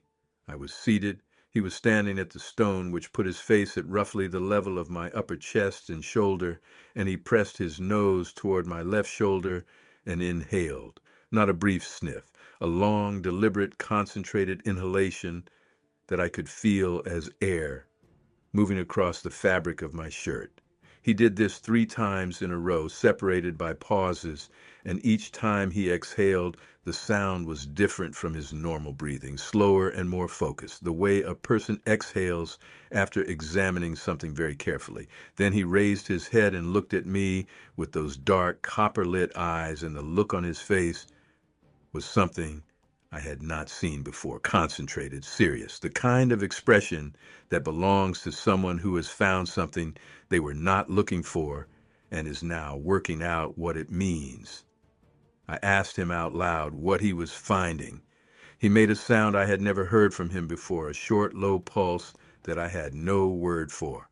Then he withdrew to his usual distance and settled in for the evening, but he kept his eyes on me more than was usual, and when he left, he circled back once from the meadow edge and stood looking at my left side before he went. Over the next 6 weeks, this happened every time he visited. The circling, the positioning, the deliberate, concentrated attention on my upper left chest. He was tracking something in my body that I could not perceive, and the consistency of his focus told me it was not random, and it was not fading. The 3 months between March and June of 2011 were the most precise piece of communication Ward and I had ever had. What he produced over those 12 weeks was a signal of a kind and consistency I had not encountered in 12 years, specific enough and persistent enough that by the end of April I understood a communication was being made, even if I did not yet know what. The circling began in the third week of March, and the third time he came when he pressed his nose toward my left shoulder and inhaled with the long, focused concentration I have already described. I stopped treating it as incidental and started treating it as what it was. Information. What kind of information I did not know. I wrote in my journal that Ward was communicating something about my left chest and that I was going to pay attention. Over the next 3 weeks, he came 7 times, each time the same, the circling, the positioning on my left, always deliberate, never urgent. He was simply making the same statement with a consistency that made its repetition the point. Toward the end of April, he added a new element. On one evening, he approached the stone and did not take the food. He stood beside it and made a sound I had not heard before, a clipped double pulse, and then moved to my left and looked at my chest, not my face, my chest. He stood like that for 30 seconds and then went back to the stone and took the food and settled into the meadow. I wrote in my journal that night that I believed he was drawing my attention to a condition in my body, and I was not calm when I wrote it. I had 12 years of evidence that this being did not produce signals without reason, and I began the self-examinations in April and conducted them weekly through May. And what I found in early June was not the shock most people would expect. By June, I had been watching Ward watch my left chest for 12 weeks. The discovery of the lump was the arrival of something I had been prepared for. What I felt was not shock, but the specific grief that comes with confirmation of a fear you had been hoping was wrong. I said out loud in my empty bedroom, "Okay, there it is." Then I went to the kitchen and made tea and sat with it before I reached for the phone. I want to note what those 3 months had done for me beyond the detection itself. 12 weeks of Ward's attention had produced in me a vigilance about my own body that I had not had before. I had spent April and May in daily awareness of my left breast and my left chest and the sensations in that region, and what this meant was that by the time I found the lump, I had a comparative history of what that area felt like. Its normal texture, its normal variation across the month, what was usual, and what was different. The lump, when I found it, was findable, in part because I had been specifically and attentively looking for it for weeks. The combination of Ward's signal and my own consistent attention had produced conditions for early detection that no standard screening protocol had created. And while I am aware that the standard protocols exist for good reasons and that most women do not have access to what I had, the contrast between the two approaches is one I have not stopped thinking about in the 13 years since. I started checking my left breast in April. I had no symptom that I could name, nothing I could point to as wrong, but 12 years of paying attention to Ward had taught me that when he repeated a signal with that degree of persistence and focus, there was a reason, and whatever the reason was, it was real. I checked weekly as I had been instructed in every pamphlet and magazine article about breast self-examination since I was a teenager. I checked on a Tuesday evening in late April. I checked on a Thursday morning in mid-May. I checked on a Saturday in early June. On the Saturday in early June, I found the lump. It was in the upper outer quadrant of my left breast, small enough that I might easily have missed it if I had not been looking with particular attention, hard, not soft, not mobile the way a benign cyst tends to be. I pressed it twice to make sure I was feeling what I thought I was feeling, and my hands on the second pressing were not quite steady. I drove to Cedro Woolley on the following Monday morning. United General Hospital is a small regional medical center well regarded for a facility of its size, and I had been going there for 15 years. I saw Dr. Reed's nurse practitioner on short notice and described what I had found. She performed a clinical breast examination and confirmed the lump and ordered a diagnostic mammogram and an ultrasound for the following week. I drove home and made tea and sat on the porch and waited for Ward to come out of the meadow, which he did at dusk, and I told him what I had found and what I had done. He listened from the meadow edge in his usual way, and when I finished speaking, he made the long descending acknowledgement tone, and then he made the subsonic sound, the one I thought of as contentment, but which that evening I understood differently. He was telling me he was still there, that the finding and the fear had not changed anything between us, that whatever came next, he already knew about it, and he had been here while it was coming, and he would be here while it was dealt with. I do not know what Ward's olfactory capacity is in absolute terms. I know that bears have been documented to detect smells from distances exceeding 20 miles under the right conditions, with a sense of smell estimated at 2,000 times more acute than a human's. Ward is not a bear, but his body operates at a scale and intensity that exceeds any bear I have been in proximity to, and his capacity for this kind of detection has been demonstrated to me through years of evidence. The plant medicine he brought when I had a headache was selected with an accuracy that required sensing a change in my physiology. The fish he left in winter when I was tired and iron depleted was always higher in content than the fish he left when I was well. He had been reading my body through smell for over a decade before the March of 2011. When my body changed, he was the first to know. Cancer cells, as I later learned from reading the research available in 2012, produce volatile organic compounds as metabolic byproducts. These compounds, which include substances called alkanes and benzene derivatives and others with names I had to look up twice to spell correctly, are detectable through breath and through the body's surface in concentrations measurable in parts per trillion. Studies published in peer-reviewed journals had documented trained dogs identifying breast cancer patients from breath samples with accuracy rates between 88 and 97%, depending on the study. The dogs being used in those studies had been specifically trained for months. Ward had not been trained. He had simply been paying attention to me for 12 years. And when the chemical signature of my body changed in a direction that his instincts and his accumulated knowledge of my body's normal signature recognized as wrong, he told me in the only language he had. He circled my left side for 3 months before I found the lump. He had been signaling me since March. I found the lump in June. By the time I was in the diagnostic imaging suite at United General on a Tuesday afternoon in late June, the lump had been present long enough to be clearly visible on the mammogram and confirmed on the follow-up ultrasound as suspicious for malignancy. The core needle biopsy was done 2 days after the imaging. Dr. Reed called me at home on a Friday afternoon to give me the results. Invasive ductal carcinoma, left breast upper outer quadrant. Stage 2A, meaning the tumor was approximately 2 centimeters and had not spread to the lymph nodes based on initial imaging. Dr. Reed referred me to an oncologist, a woman named Dr.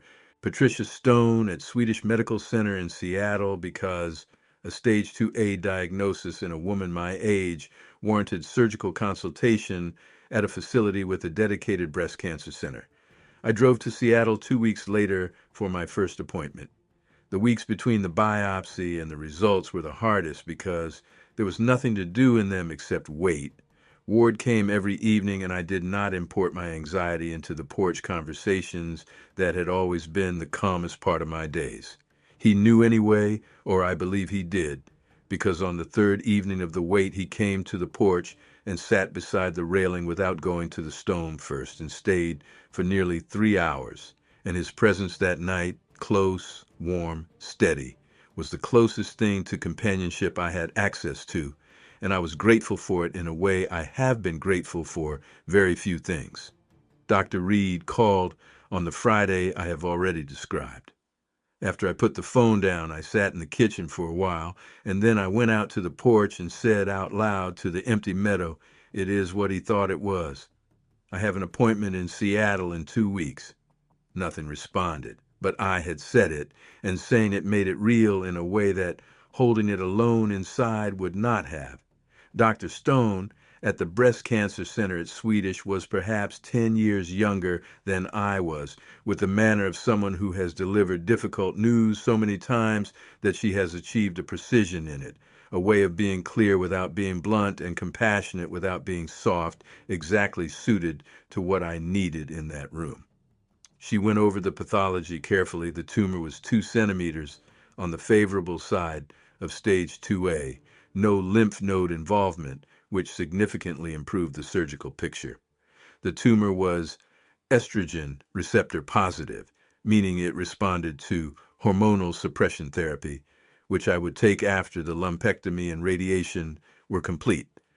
I had prepared a list of questions which she approved of, and she answered each one with the same direct efficiency, and I walked out of the breast cancer center with more information and more clarity than I had walked in with, which is what a good medical appointment should do.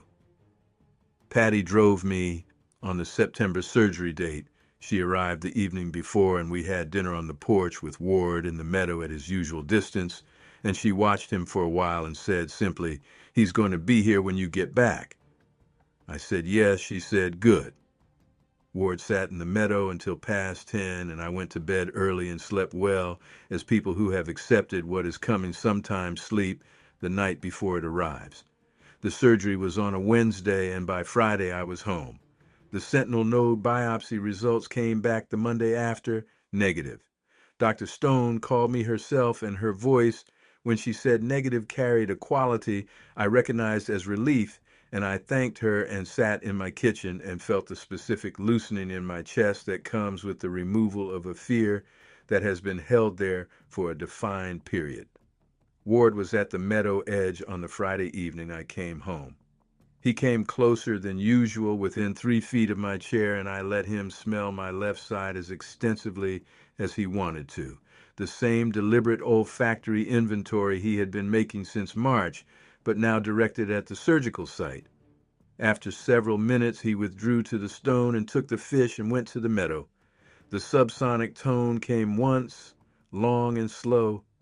During the 6 weeks of radiation, I drove to Seattle 3 times a week. The cumulative fatigue built slowly, worst in the 4th week.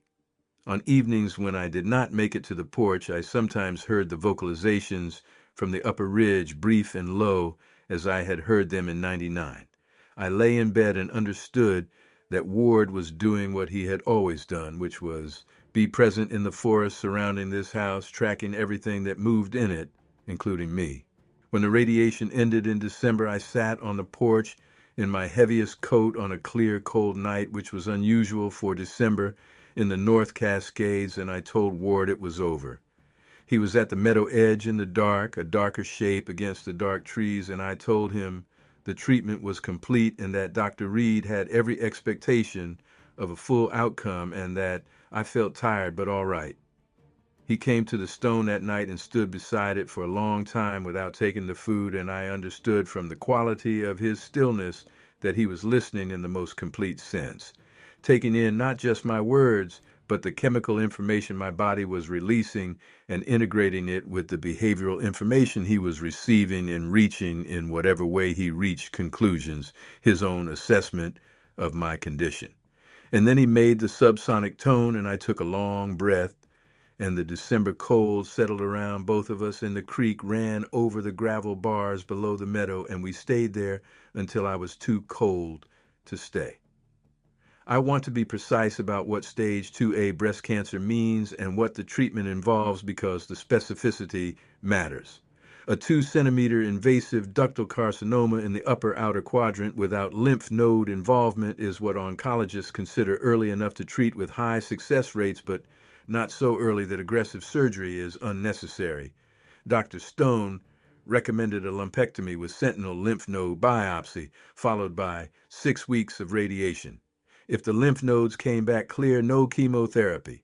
The surgery was scheduled for September of 2011. I drove home from Seattle and sat with Ward in the meadow that evening and told him what I knew, and he sat in the grass 15 feet from the porch and breathed slow and made the subsonic tone for a long time, and I understood, in the way I always understood him, that he was not frightened. He was settled. Whatever this was, it was manageable, and he knew it before I did. The surgery went without complication on a Wednesday in September at Swedish Medical Center.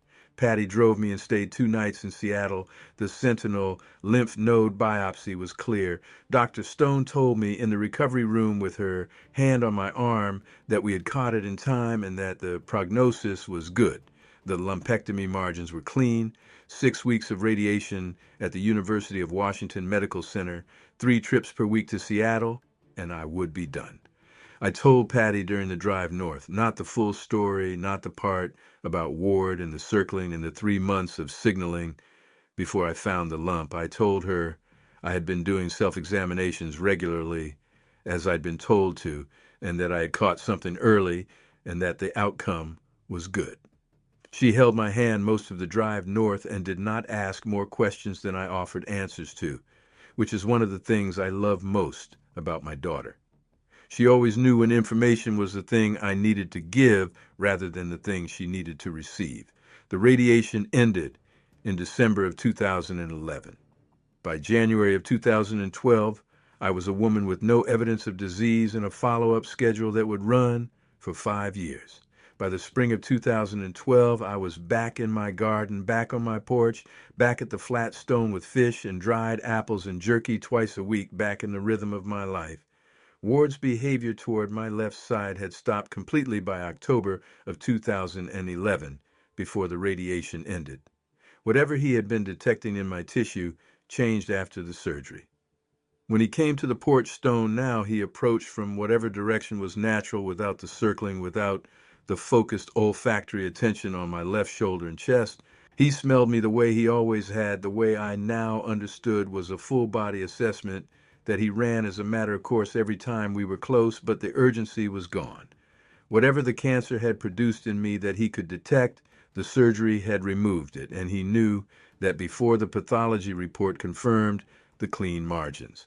I have spent a lot of time in the 13 years since the surgery thinking about what that 3-month period means.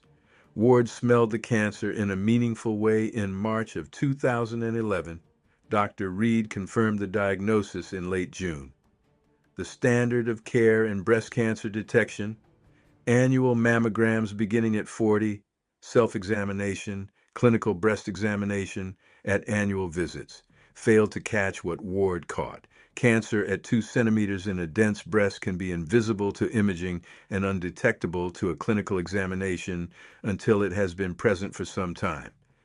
The volatile organic compounds that cancer cells produce, the compounds that trained dogs can detect in breath and urine, those compounds exist from early in the development of a tumor.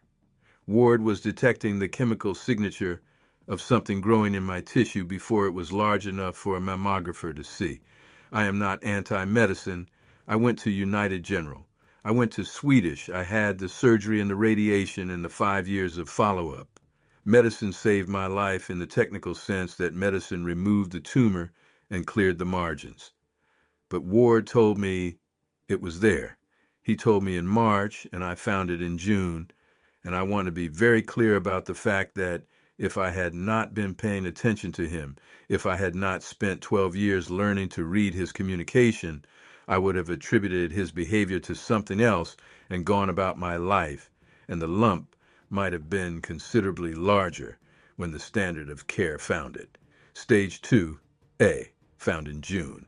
If it had continued growing undiscovered for another year, it would have been a stage 3, possibly stage 3B, with a different surgical picture and a different prognosis, if I had not been paying attention to a being in my timber who was trying, in the only language he had, to tell me something was wrong. The story I am telling you now might be a shorter one, or might not be being told at all. Patty knows the full story now. I told her 3 years ago when she was visiting with her husband Paul and their 2 children, and we were sitting on the porch, and Ward came to the meadow at dusk in his usual way. And I told her what the full sequence of events had been in 2011. She sat with it for a while. Then she asked me how early she thought he had known. I told her I believed he had been detecting something wrong since at least March, 3 months before the lump was large enough to feel. She looked at Ward in the meadow, who was sitting in the grass with his hands resting easy and his eyes on us with the particular warm quality they have when he is relaxed and content. She said quietly, "He saved your life." I said, "Yes, I believe he did." She said, "Does he know that?"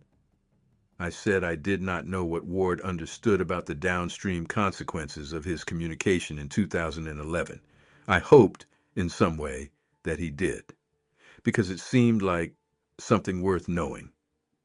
Bobby visited the following summer, the first time he had come to the property in 4 years, and I told him too. He sat on the porch steps and stared at the meadow for a long time. Then he said in a voice that was trying very hard to be practical, "How do you know it was the same thing? How do you know the behavior change wasn't unrelated to the cancer?" I told him I had 12 years of observational data that Ward's attention to my left chest had been specific, repetitive, consistent, and that it had ceased the moment the tumor was removed. Bobby nodded slowly. He said, "That's actually a pretty convincing correlation. He is an engineer by training, and he weighs evidence with the rigor of someone who has spent 30 years reading structural tolerances, and when he said the correlation was convincing, I took that as what it was, which was his version of saying he believed me. He saw Ward that trip. Ward came to the meadow the second evening earlier than usual, and Bobby and I were both on the porch. Bobby froze when he saw him, as Patty had frozen 15 years earlier, and held himself very still with his hands gripping his knees. Ward stood at the meadow edge and assessed Bobby with the same careful deliberation he applied to everything new, and after several minutes, apparently satisfied that Bobby posed no concern, he sat down in the grass and looked at us both. Bobby let his breath out. He said in a tone of complete wonder, "He's enormous." I said, "Yes." Bobby said, "And he's just sitting there." I said, "Yes, he does that." Bobby said, "Mom, does he understand what we're saying right now?" I said I was not sure. I said he understood tone and he understood the pattern of my speech well enough to read emotional content from it.